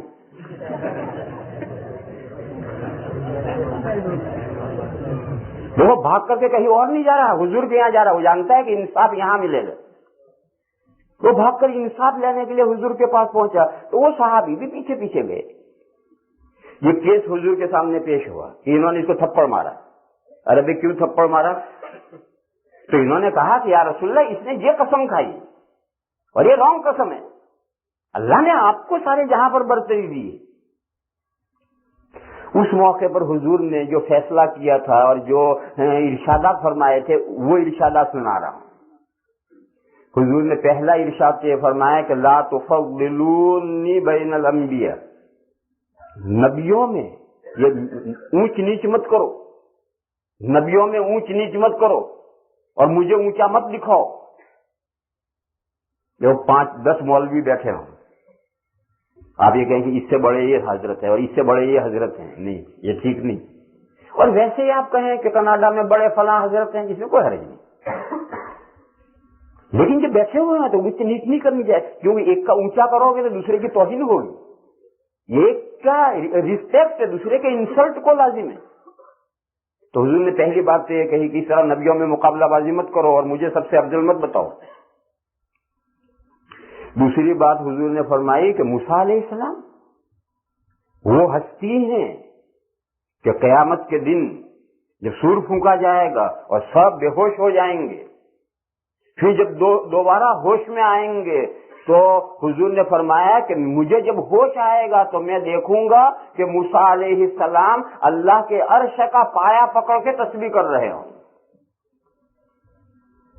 حضور نے فرمایا میں نہیں جانتا ہوں کہ مجھ سے پہلے وہ ہوش میں آ گئے، اور حضور نے فرمایا یہ بھی ہو سکتا ہے کہ طور پر ایک مرتبہ وہ بے ہوش ہوئے تھے تو اس کے بدلے میں آج بے ہوش نہیں ہوئے۔ تو اگر وہ بالکل بے ہوش نہیں ہوئے تو بھی ایک بہت بڑی فضیلت ہے، اور اگر بے ہوش ہوئے ہیں اور حضور سے پہلے ہوش میں آئے تو بھی ایک فضیلت ہے۔ غرض موسیٰ علیہ السلام کی بھی کچھ فضیلتیں ہیں، اس کو کہتے ہیں جزوی فضیلتیں۔ جیسے حضرت ابراہیم خلیل اللہ ہے، وہ ان کی فضیلت ہے جزوی، حضرت موسیٰ کلیم اللہ ہے، یہ ان کی فضیلت ہے جزوی، حضرت آدم صفی اللہ ہیں اور تمام انسانوں کے باپ ہیں، وہ ان کی ایک فضیلت ہے جزوی۔ اس کے بعد حضور نے فرمایا کہ سنو وَلَوْ أَنَّ مُوسَىٰ حَيًّا لَمَا وَسِعَهُ إِلَّا اتِّبَاعِي، دیکھو پہلی بات تو اس مسلمان کو سمجھائی کہ اگر اس نے حضرت موسیٰ علیہ السلام کی فضیلت کی کوئی بات بول دی تو تمہیں اتنا غصہ کرنے کی کیا ضرورت تھی، ریپٹ مارنے کی کیا ضرورت تھی۔ دوسری بات اسے سمجھائی اور فرمایا کہ اور اگر موسیٰ علیہ السلام آج زندہ ہوتے تو انہیں میرا فالو کیے بغیر چارہ ہی نہیں تھا، یہ اس یہودی کو سمجھایا۔ تو پچھلا کوئی پیغمبر ہو، موسیٰ علیہ السلام ہو، عیسیٰ علیہ السلام ہو، نوح علیہ السلام ہو، ابراہیم علیہ السلام ہو، اگر کوئی بھی حضور کے پیریڈ میں آئے گا تو حضور ہی کا اسے فالو کرنا ہے، کہ حضور خاتم النبیین ہے۔ حضور خاتم النبیین ادھر فیوچر میں بھی ہیں اور حضور خاتم النبیین ادھر پاسٹ ٹائم میں بھی ہیں۔ یہ چیز ظاہر کرنے کے لیے، ساری دنیا کو دکھلانے کے لیے ایک نبی کو قیامت کے قریب اتارا جائے گا اور بتایا جائے گا کہ دیکھو اپنی نبوت موقوف کر کے حضور کا فالو کر رہے ہیں۔ یہ ایک سوال کا جواب ہوا، تو پچھلے نبیوں میں سے کسی نبی کو اتارنے کی کیا ضرورت ہے؟ دوسرا سوال تھا کہ یہ کام تو کوئی بھی نبی اتار دیا جائے، موسیٰ علیہ السلام کو اتار دیا جائے، جتنے انبیاء قتل کیے گئے تھے ان میں سے کسی کو بھی دشمنوں سے بچا کر اٹھا لیا جائے، اسے اتار لیا جائے تو مقصد حل ہو جاتا ہے۔ خاص طور پر عیسیٰ علیہ السلام کو کیوں اٹھایا گیا، ان کو کیوں اتارا جائے گا؟ یہ دوسرا مضمون ہے، جس کو سمجھنے کے لیے ایک مضمون دوسرا سمجھنا پڑے گا، وہ یہ ہے کہ مسیح دو ہیں، ایک مسیح ہدایت ہے اور ایک مسیح ضلالت ہے۔ مسیح ہدایت حضرت عیسیٰ علیہ السلام ہے اور مسیح ضلالت کانا دجال ہے۔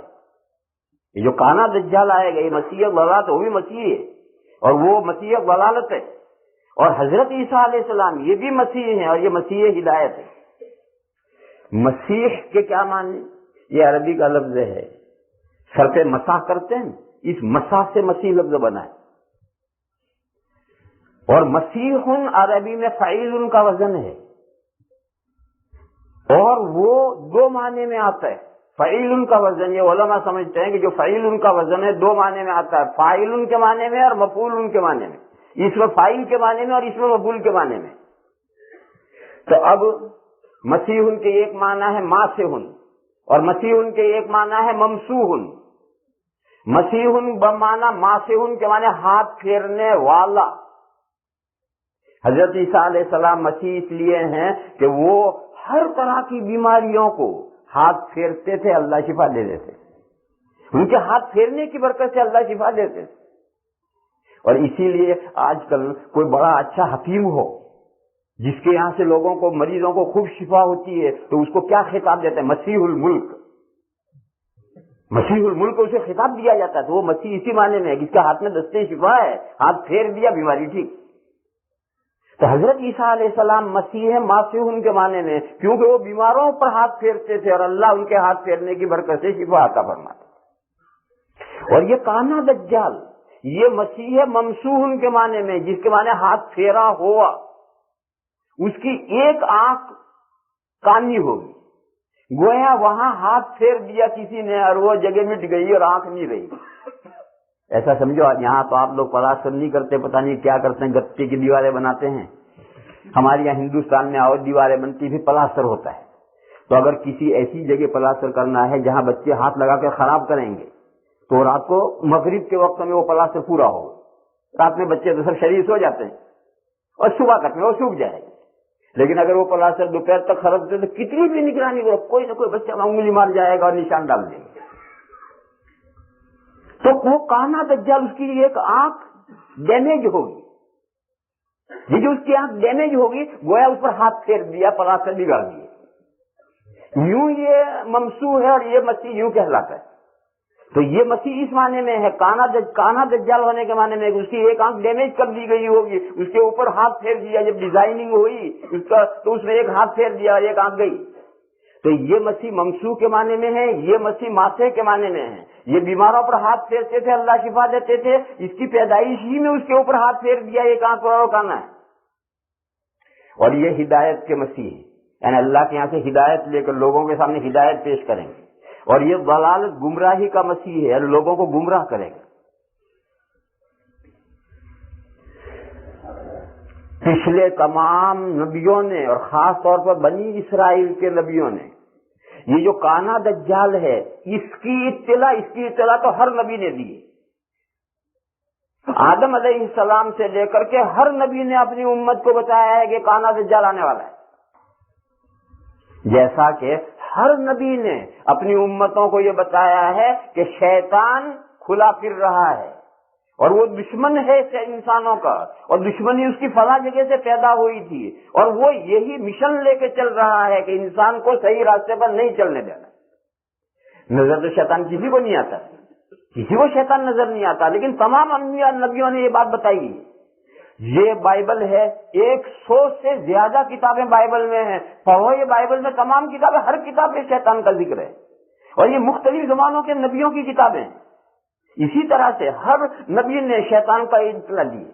شیطان تو ہے بالکل شروع میں جہاں ہمارے دادا پیدا ہوئے تھے، اور ایک بالکل پیچھے گمراہ کرنے والا رکھا گیا ہے، ایسا ہی جیسا یہ شیطان گمراہ کرنے کے لیے پہلے سے ہے اور وہ برابر محنتیں کر رہا ہے، ادھر دوسرے لاسٹ پوائنٹ پر ایسا ایک شیطان آنا ہے۔ اس شیطان کا نام ہے مسیح دجال۔ وہ مسیح دجال کب آئے گا یہ ٹائم زمانہ نہیں بتائے گا۔ پچھلے تمام نبیوں نے اپنی امتوں کو خبردار کیا، وارننگ دی، کہاں آئے گا۔ حضور نے بھی اپنی امت کو وارننگ دی، کیونکہ اب تو طے ہے کہ حضور ہی کی امت میں آئے گا، دوسری تو کوئی امت ہے ہی نہیں۔ مگر کب آئے گا یہ حضور کو بھی نہیں معلوم تھا، یہ حضور کو بھی نہیں بتایا گیا تھا، اور اس کا زمانہ نہیں معلوم تھا۔ اور بنی اسرائیل کے انبیاء نے حضرت عیسیٰ علیہ السلام کی خوشخبریاں دی ہیں، تمام نبیوں نے حضرت عیسیٰ کی بھی خوشخبریاں دی ہیں۔ تو گویا پچھلی کتابوں میں مسیح ہدایت کا بھی تذکرہ ہے اور مسیح ضلالت کا بھی تذکرہ ہے۔ اب جب عیسیٰ علیہ السلام تشریف لائے اور انہوں نے کہا میں مسیح ہوں، وہ مسیح جن کی خبر فلاں پیغمبر نے دی تھی، فلاں پیغمبر نے دی تھی، فلاں پیغمبر نے دی تھی، وہ مسیح میں ہوں۔ یہود نے کہا کہ نہیں، تم مسیح نہیں ہو، تم تو کانے دجال ہو، مسیح ضلالت ہو۔ یہ کانا لفظ ہے، یہ تو حضور نے علامتیں بتائی، پچھلے نبیوں نے علامتیں نہیں بتائی، یہ تو حضور نے اس کا ایک آنکھ کانی ہوگی، اس کے ماتھے پر کاف فا را لکھا ہوگا جس کو ہر مومن پڑھے گا، دوسرا مومن کے علاوہ نہیں پڑھے گا۔ یہ علامتیں سب حضور نے بتائی تھی، پہلے علامتیں نہیں تھی۔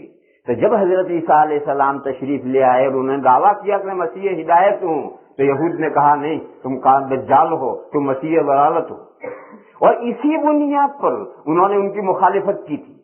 یہود تو عیسیٰ علیہ السلام ہی کی تو قوم تھی، حضرت یعقوب ہی کی تو اولاد تھی، لیکن ٹوٹلی یہود عیسیٰ علیہ السلام کے خلاف ہو گئے۔ صرف 12 حواریوں نے حضرت کی بات مانی تھی، اور بقیہ ٹوٹلی یہود خلاف ہو گئے کہ نہیں یہ دجال ہے، اور اسی ماننے پر انہوں نے ہم حضرت عیسیٰ علیہ السلام کو قتل کرنے کا پلان بنایا تھا۔ اور آج تک جاؤ یہودیوں سے، ان کے پڑھے لکھے لوگ ہیں، ان سے اگر قریب ہو کر کے تم معلومات لوگے تو وہ یہ بتائیں گے کہ جو مسیح ہدایت ہیں وہ آنے والے ہیں، ابھی نہیں آئے، وہ مسیح ہدایت کے انتظار میں ہیں۔ اور یہ کہا کہ تم نے جسے قتل کیا تھا جیسس کا، وہ تو دجال تھا، تو ان کے خیال میں جس کو انہوں نے قتل کیا ہے وہ تو دجال تھا جسے انہوں نے قتل کر دیا، اور آگے مسیح ہدایت کو تو ابھی آنا ہے۔ دیکھو یہ ایسا ہی ہے جیسے ہندوؤں کی تمام کتابوں میں ویدیں معلوم نہیں کب نوح علیہ السلام کے زمانے کی ہیں یا ان کے لڑکوں کے زمانے کی ہیں، اللہ جانے کس زمانے کی ہیں، ان ویدوں کے اندر یہ اطلاع ہے کہ ایک ہستی آنے والی ہے جن کے 2 نام ہیں، ایک ہے کلکی اوتار اور ایک ہے نراشیش۔ یہ ان کی کتابوں میں یہ لفظ ہے کہ نراشیش آنے والے ہیں، کلکی اوتار آنے والا ہے، جب آئے اس کا فالو کرو۔ اور ہندو آج تک انتظار میں ہیں، کلکی اوتار کا انتظار کر رہے ہیں، نراشیش کا انتظار کر رہے ہیں۔ عام ہندو تو کچھ جانتا ہی نہیں، لیکن جو ان کا پڑھا لکھا طبقہ ہے وہ جانتا ہے، اور وہ کلکی اوتار کا انتظار کر رہا ہے، نراشیش کا انتظار کر رہا ہے۔ حالانکہ لفظ نراشیش کے معنی ہے محمد، جو محمد کے معنی ہے وہی نراشیش کے معنی ہے، اور کلکی اوتار کے معنی ہے خاتم النبیین۔ وہ کلکی اوتار بھی آ چکے، وہ خاتم النبیین بھی آ چکے، مگر ہندو اس کا بھی انتظار کر رہے ہیں۔ تو جو دنیا کی مختلف زبانیں ہیں ان میں جو خبریں دی جائیں گی تو کوئی محمد لفظ تھوڑا ہی ہوگا، دوسرا اس زبان کے اعتبار سے ہوگا۔ جیسے حضرت عیسیٰ علیہ السلام نے خبر دی تھی تو یہ کہا تھا کہ میرے بعد ایک ہستی آنے والی ہے جو پیریکلیٹس ہے، پیریکلیٹس، یہ سریانی زبان کا لفظ ہے پیریکلیٹس، اور آج بھی انجیل میں ہے پیریکلیٹس کا۔ جو بڑے ماہر پادری ہوں چرچ کے ان سے پوچھو، وہ کہیں گے پیریکلیٹس کے معنی ہیں وہ بندہ جو سب سے زیادہ اللہ کی تعریف کرنے والا ہو۔ احمد کے بھی یہی معنی ہے، احمد و فعل مضارع واحد متکلم اس میں نہیں ہے، بلکہ احمد و ہے اس میں تبدیل اکبروں کے وزن پر، جیسے اکبر ہو، اللہ اکبر ہو، ایسے احمد ہو، یعنی وہ ہستی جس نے اللہ کی سب سے زیادہ تعریف کی۔ تو احمد اور پیریکلیٹس ایک ہی معنی ادا کرتے ہیں، ایسے نراشیش اور محمد ایک ہی معنی ادا کرتے ہیں، اور کلکی اوتار اور خاتم النبیین ایک ہی معنی ادا کرتے ہیں۔ مگر جگہ نہیں بتائی گئی تھی کہ عرب میں آئیں گے، ایسا نہیں ہے ہندوؤں کی کتابوں میں، اور اس نہ ہونے کی وجہ سے ہندو آج بھی کلکی اوتار کا اور نراشیش کا انتظار کر رہے ہیں۔ اسی طرح سے یہودی آج بھی مسیح کا انتظار کر رہے ہیں۔ چنانچہ جب کانا دجال ظاہر ہوگا تو حدیثوں میں ہے کہ سب سے پہلے یہودی اس کا فالو کریں گے، اور سب سے زیادہ جو دجال کے فالوور ہوں گے یہ یہودی ہوں گے۔ کیوں؟ یہ تو انتظار میں بیٹھے ہیں، اور جو مسیح گزر گئے وہ تو ان کے خیال میں دجال تھے جس کو انہوں نے قتل کر دیا۔ اب تو جو بھی مسیح آئے گا ڈیفینیٹلی وہ مسیح ہدایت ہے ان کے نزدیک، اس لیے یہی دوڑ کر کے یہودی کانے دجال کی پیروی کریں گے، اور سب سے زیادہ مطابقت کرنے والے یہی ہوں گے، اور وہ ساری دنیا کو یقین دلانا چاہیں گے کہ یہ مسیح ہدایت ہے۔ بولو اس کا کیسے فیصلہ کریں گے کہ یہ مسیح ہدایت نہیں ہے، یہ تو مسیح دلالت ہے، کانا دجال ہے؟ کیسے بتا؟ اس کی شکل یہی ہے کہ وہ جو مسیح ہدایت ہے وہ بھی اسی زمانے میں اترے۔ اب 2 مسیح ایک ساتھ اکٹھا ہے، یہ کہتے ہیں میں مسیح ہدایت، وہ کہتا میں مسیح ہدایت، وہ کہتا تو مسیح دلالت ہے، وہ کہتا تو مسیح دلالت ہے، کرو فیصلہ، جو جس کو قتل کرے وہ مسیح ہدایت ہے، جو مر جائے وہ مسیح دلالت ہے۔ چنانچہ حضرت عیسیٰ تشریف لا کر کے علل اعلان اس کو قتل کریں گے، اور لوگوں کو یقین نہیں آئے گا کیونکہ اسے مسیح ہدایت مان رکھا ہے، تو جس بھالے سے ماریں گے اس بھالے پر اس کا خون دکھائیں گے لوگوں کو، دیکھو یہ اس کا خون ہے، یہ دکھانے کی کیا ضرورت ہے؟ لوگ یقین نہیں کر پا رہے ہیں، تو مسیح ہدایت ہے، اس کو کون مار کرے؟ تو وہ علل اعلان سب کے سامنے اسے بھالے سے قتل کریں گے اور مار کر کے دکھائیں گے، دیکھو یہ کون ہے، اس کو میں قتل کر کے آئے۔ اب بالکل 2 اور 2 4 کی طرح سے فیصلہ ہو گیا کہ مسیح ہدایت یہ ہے، اور یہ جو کم وقت مارا گیا یہ مسیح دجال، کانا دجال ہے۔ یہ مقصد عیسیٰ علیہ السلام ہی کو اتارا جائے تو پورا ہو سکتا ہے۔ اگر موسیٰ علیہ السلام اتریں گے تو یہ مقصد کہاں پورا ہوگا؟ آدم ابراہیم علیہ السلام اتریں گے کہاں پورا ہوگا؟ تو پارٹیکولر عیسیٰ علیہ السلام ہی کو اس لیے اٹھایا گا، ان کو اتارا جائے گا تاکہ یہ دنیا میں فیصلہ ہونا ہے۔ تو میرے بھائیو، اصل مضمون تو یہ میں بتا رہا تھا کہ یہ بین یدی الساعہ میں یہ اعلان ہے کہ حضور قیامت سے پہلے آئے ہیں، حضور اور قیامت کے بیچ میں کوئی نبی نہیں ہے، اور حضور خاتم النبیین ہے زمانے کے اعتبار سے، سب نبیوں کے اینڈ میں آئے ہیں، اور فیوچر اور پاسٹ ٹائم سب کے لیے نبی ہیں۔ پاسٹ ٹائم میں تو بہت نبی ہیں، ان سب کے لیے بھی حضور خاتم ہیں، اور فیوچر میں بھی خاتم ہے۔ فیوچر میں تو کوئی نبی ہے ہی نہیں، نبی تو نیا تو نہیں، لیکن اگر پچھلا اگر یہاں آئے گا تو اس کے لیے بھی خاتم ہے۔ اور ایک تیسری ختم نبوت ہے مکانی، یہ تو تھی زمانی رتبی، اور ایک تیسری ختم نبوت ہے مکانی، یعنی اس اللہ کی کائنات میں جہاں جہاں مکلف مخلوقات ہیں، کتنی پھیلی ہوئی اللہ کی کائنات ہے، کتنی ہے، خدا جانے کتنی ہے۔ یہ جب اندھیری راتوں میں ہم آسمان میں دیکھتے ہیں کہ ایک سفید دھاری سی ہوتی، یہاں تو پتہ نہیں ہے یا نہیں، ہمارے انڈیا میں نظر آتی، یہاں ہے، یہاں آسمانی نظر نہیں آتا، سفید دھاری کہاں سے نظر آئے گی؟ تو ہم بچپن میں پوچھتے کہ اماں یہ کیا ہے، تو بوڑھی عورتیں کہا کرتی تھی اللہ میں نے صافہ دھو کے سکھایا ہے۔ کوئی پاگل یہ کہا کرتا تھا کہ اللہ نے کہ گائیں چلتی ہے اس راستے پر، اس لیے راستے کے نشان پڑ گئے۔ مگر اب سائنس نے بتلایا کہ جیسا ہمارا سورج ہے، اور سورج کا ایک سرکل ہے اور اس میں ایک نظام ہے، اس میں اربوں خربوں سیارے اور ستارے ہیں، اسٹارس ہیں اور پلانٹ ہیں، اور یہ پورا سورج کا نظام ہے۔ ایسے یہاں سے بہت فاصلے پر سورج کے بہت سے اور نظام ہیں، اور ہر سورج کے اپنے اپنے ایک سرکل اور دائرے ہیں، اور روشنی کی رفتار کتنی ہے، نور کی رفتار مجھے نہیں یاد کہ کتنی، بہت تیز روشنی چلتی ہے۔ وہاں کی سورجوں کی روشنی 200 ارب سال میں زمین پر پہنچتی، خرب ارب خرب کروڑ ارب خرب، 200 ارب سال میں وہاں کی روشنی یہاں پہنچتی۔ اب کتنا فاصلہ ہوگا؟ یہ سب نظام ہیں، سورجوں کے نظام ہیں، اور یہ سب پہلے آسمان کے نیچے ہے، پہلا آسمان اس سے بھی آگے، اور پھر آسمانوں کے اندر کیا کیا پھیلی ہوئی زمینیں ہیں، کیا کیا پھیلی ہوئی جگہیں ہیں، اللہ کی کیا کیا پھیلی ہوئی مخلوقات ہیں، ان مخلوقات میں کیا کیا پھیلی ہوئی مکلم مخلوقات ہیں، اور جہاں بھی مکلم مخلوق ہوگی وہاں نبوت کا سلسلہ ضرور ہوگا، اور اللہ کی ہدایت اور کتابیں وہاں ضرور نازل ہوں گی۔ تو کائنات میں جتنی جگہیں ہیں جہاں نبوت کے اور کتابوں کے سلسلے ہیں، ان سب کے خاتم النبیین حضور ہیں۔ یہ مکانی ہے کہ یہ جو ہماری زمین ہے، اس زمین پر جو خاتم النبیین آئے ہیں یہ اصل خاتم النبیین ہیں، اور دوسرے کہیں بھی خاتم النبیین آئے گا تو وہ حضور کے فیض سے خاتم النبیین ہے۔ غرض حضور 3 اعتبار سے خاتم النبیین ہے۔ یہ مضمون میں نے، یہ زمینوں کا قصہ زیادہ سمجھ میں آپ حضرات کے نہیں آئے گا، اب چھوڑ دیں اسے، کوئی ضروری نہیں کہ ہر بات سمجھیں، بھائی اجمالاً سمجھیں کہ حضور 3 طرح سے خاتم النبیین ہیں، تمام نبیوں کے سلسلے کے اینڈ میں ہیں، اور تمام گزشتہ اور آگے جو بھی نبی آئے گا پچھلوں میں سے سب کے لیے خاتم النبیین ہیں، یعنی حضور کے فیض نبوت سے سب کو نبوتوں کا فیضان پہنچا ہے، اور تمام کائنات میں جہاں بھی زمینیں اور مکلف مخلوقات ہیں اور وہاں نبی اور کتابوں کے سلسلے ہیں، وہاں جو بھی آخری نبی آیا ہے آئے گا وہ حضور کے فیض سے خاتم النبیین ہے، لہذا اصل خاتم النبیین حضور ہی۔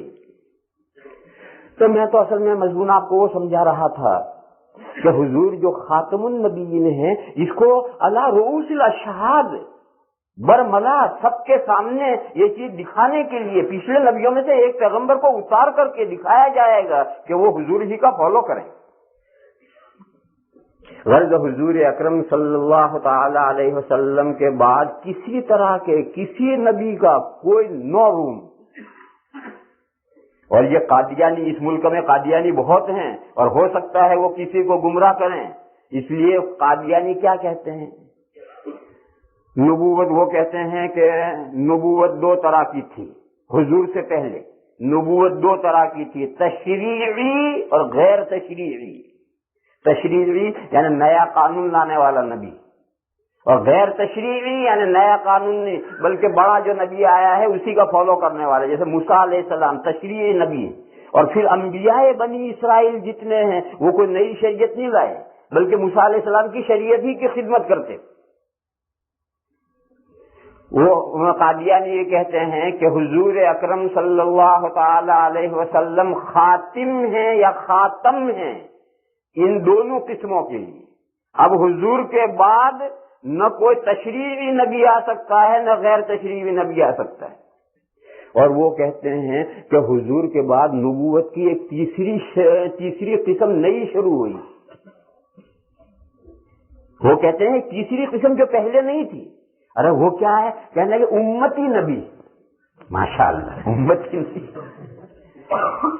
کہتے ہیں وہ نبوت کی تیسری قسم نئی شروع ہوئی، امتی نبی. یعنی حضور کی امت کا ایک آدمی حضور کی اتباع فالو کرتے کرتے کرتے اتنا کمال پیدا کر دے کہ اللہ اسے نبوت دے دے. لے بھیا انعام. اور وہ کہتے ہیں کہ ان کا جو مرزا صاحب ہے وہ ایسا ہی امتی نبی ہے. مرزا غلام احمد قادیانی کو وہ ایسا امتی نبی مانتے ہیں. اب تم قرآن میں سے جو آیت پیش کرو اور جو حدیث پیش کرو ختم نبوت کی تو وہ کہیں گے کہ دو قسمیں ختم ہو گئی ہیں، ان کے بارے میں یہ آیتیں اور حدیث ہیں. لہذا ان کو کوئی دلیل پیش کرنے کی ضرورت نہیں. ان سے کہو کہ جو تیسری قسم حضور کے بعد شروع ہوئی وہ کون سی آیت میں ہے، کون سی حدیث میں. قیامت کی صبح تک وہ کوئی آیت نہیں پیش کر سکتے، کوئی حدیث نہیں پیش کر سکتے کہ حضور کے بعد میں نبوت کی ایک نئی قسم شروع ہوگی. کوئی نہیں پیش کر سکتے. لہذا ان کو ختم نبوت کی دلیل مت دو، وہ تو ماننے کے لیے انہی سے پوچھو. وہ آیت لاؤ، وہ حدیث لاؤ جس میں حضور کے بعد نبوت کی ایک نئی قسم شروع ہوئی ہے، وہ لاؤ کون سی آیت ہے. ایک بات. دوسری بات یہ پوچھو اس سے کہ تیرا مرزا غلام احمد قادیانی کب پیدا ہوا؟ تو فلاں سن میں. کب نبی بنا؟ فلاں وقت میں. حضور سے کتنا فاصلہ ہو گیا؟ تو کہ 1300 سال. اس 1300 سال میں کوئی امتی نبی بنا؟ تو کہے گا کوئی نہیں بنا. پہلا امتی نبی میرا حضرت ہے. تو کیا اس 1300 سال میں کوئی ایسی شخصیت ہی نہیں پیدا ہوئی جو حضور کی پیروی میں کمال پیدا کر لے؟ تیرا حضرت نے کمال پیدا کر لے. ابو بکر نے کمال نہیں پیدا کیا، عمر نے کمال پیدا نہیں کیا، عثمان نے کمال پیدا نہیں کیا، علی نے کمال پیدا نہیں کیا. اللہ تعالیٰ ان کو امت کی طرف سے جزائے خیر عطا فرمائے، ان سے خوش ہو جائیں. ان میں سے کسی نے کمال نہیں پیدا. تیرا حضرت جو ہے اسی نے کمال پیدا کر دیا. چلو ٹھیک ہے. تیسری بات اس سے پوچھو کہ تیرے حضرت کے بعد میں قیامت کتنی دور ہے؟ بہت دور ہے. اس قیامت تک امتی نبی کتنے پیدا ہوں گے؟ وہ کہے گا اب کوئی نہیں ہونا. میرا حضرت جو ہے یہی آخری امتی نبی ہے، پھر آگے قیامت تک کوئی امتی نبی نہیں ہونا.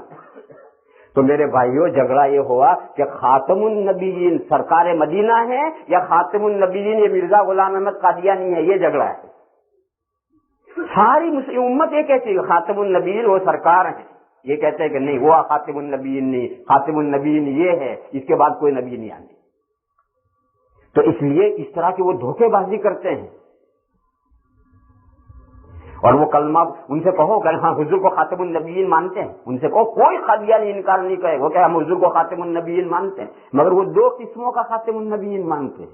اور یہ جو نئی قسم شروع کر رکھی اس کا تو خاتم النبیین مانتے نہیں، اس کا تو بگنر بنا مانتے ہیں کہ حضور نے یہ نئی قسم شروع کی ہے.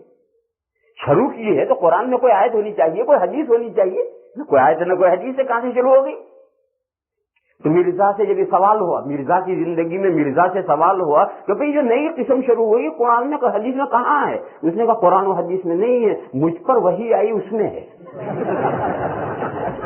اس نے جواب دیا تھا اپنے زمانے میں کہ قرآن حدیث میں نہیں ہے، مجھ پر وحی آئی اس میں ہے۔ تو ماشاءاللہ تو نے ہی شروع کیا ڈپارٹمنٹ اور تو ہی ہیڈ بن گئے۔ پھر ہر قادیانی لا الہ الا اللہ محمد الرسول اللہ ضرور ساتھ رکھے گا، سینے پر چپکا کر پھرے گا، کار کے اوپر چپکا رکھا ہوگا، گھر کے اوپر چپکا رکھا ہوگا، ہر جگہ پر لا الہ الا اللہ محمد الرسول اللہ۔ یہ محمد الرسول اللہ کیا ہے جانتے ہو؟ خود مرزا کی جو وحیاں آئی ہیں شیطان نے جو کی، یہ شیطان نے اس کی طرف وحیاں کی ہیں، وہ وحیاں ایک کتاب میں چھپی ہوئی ہے، اس کتاب کا نام ہے التذکرہ، وہ قادیانیوں کا قرآن ہے، وہ قادیانیوں کا قرآن ہے، اس کا نام التذکرہ ہے، وہ ہمارے پاس ہے۔ اس تذکرے میں جو اس کا جو قادیانیوں کا قرآن ہے، اس قرآن میں تذکرے میں یہ لکھا ہے، قادیانی نے کہا مجھ پر یہ وحی آئی ہے، جو مجھے نبی بنایا گیا تو وحی آئی محمد الرسول اللہ، اور کہا سورہ فتح میں جو محمد الرسول اللہ کا وہ بھی میرے بارے میں نازل ہوا تھا 1400 سال پہلے۔ تو 1400 سال پہلے محمد الرسول اللہ جو نازل ہوا تھا وہ بھی اس قادیانی کے بارے میں، اور پھر اس پر مستقل وحی آئی کہ تو محمد الرسول اللہ ہے۔ تو وہ جو کلمہ پڑھتے ہیں لا الہ الا اللہ، لا الہ الا اللہ تو ٹھیک ہے، لیکن محمد الرسول اللہ جو ہے وہ حضور کے زمانے سے جو چلا آ رہا وہ محمد الرسول اللہ نہیں ہے، وہ جو اس کے نبی پر جو وحی آئی تھی جس میں محمد الرسول اللہ سے مراد مرزا غلام احمد قادیانی تھا، وہ ٹکڑا انہوں نے وہاں جوڑا ہے۔ تو محمد الرسول اللہ یعنی مرزا غلام احمد قادیانی اللہ کا رسول ہے۔ اس لیے میرے بھائیوں یہ اس ملک میں بہت قادیانی آئے ہیں۔ دیکھو اس ملک میں ہمارا یہ محلہ ہے، ہمارے اس محلے میں کھوجے ہیں، ہمیں کوئی پریشانی نہیں، ہمیں ان کا کوئی تذکرہ کرنے کی ضرورت نہیں ہے کہ وہ اپنا ایک الگ ہیں، جو کرتے ہیں ہم الگ ہیں، ہمارا ان سے کوئی خطرہ نہیں۔ شیعہ ہیں وہ اپنا ایک کمیونٹی ہے، وہ اپنا جو کرتے ہیں کرتے ہیں، ہمیں ان سے نہ کوئی لینا ہے نہ دینا ہے۔ قادیانی کا تذکرہ ہمیں کیوں کرنا پڑ رہا؟ وہ مسلمانوں کے بیچ میں گھستے ہیں اور وہ کہتے ہیں کہ ہم اسلام مسلمان ہیں، اور جیسے حنفی شافعی مالکی حنبلی ایسے ہم احمدی۔ تو جب تم حنفی ہو اور حنفی سے شافعی ہو جاؤ تو نو پرابلم، شافعی ہو وہاں سے ہم حنفی ہو جاؤ کا نو پرابلم، تو کہا تم احمدی ہو جاؤ، لو $1,00,000 احمدی ہو جاؤ۔ یوں زر اور زن کا لالچ دیتے ہیں، عورت اور پیسے کا لالچ دیتے ہیں کہ بھئی حنفی سے تم احمدی بن جاؤ، کیا فرق پڑتا ہے، $1,00,000 دے رہے۔ اگر کوئی حنفی شافعی بنتا ہے، شافعی حنفی بنتا ہے، نو پرابلم۔ تو اگر تم احمدی بن جاؤ گے تو کیا پرابلم ہے؟ بہت بڑا پرابلم ہے، مسلمان ہی نہیں رہے گا، مسلمان ہی نہیں رہے گا۔ پوری دنیا کے مسلمانوں کا اتفاق ہے، تمام حکومتوں کا، تمام علماء کا، تمام آرگنائزیشنوں کا، کہ قادیانی مسلمان نہیں۔ کیونکہ وہ جو محمد الرسول اللہ کہتے ہیں، محمد سے تو مرزا غلام احمد قادیانی کو مراد دیتے ہیں، اور حضور کے بعد نبوت کو جاری مانتے ہیں، نئی قسم نکالتے ہیں۔ یہ میں نے تھوڑی سی وضاحت اس لیے کی کہ اس ملک میں جال بچھے گا، دن بدن آگے پریشانی کھڑی ہوگی۔ تو اس خطبے میں یہ بار بار حضور ہر خطبے میں کہ اللہ نے حضور کو دین حق کے ساتھ بھیجا ہے، خوشخبری سنانے کے لیے، ڈراوا سنانے کے لیے، اور قیامت سے پہلے بھیجا ہے۔ حضور اور قیامت کے بیچ میں کوئی کسی طرح کا کوئی نبی نہیں، نہ تشریعی نہ غیر تشریعی نہ امتی نبی، کوئی نبی نہیں۔ وآخر دعوانا الحمدللہ رب العالمین۔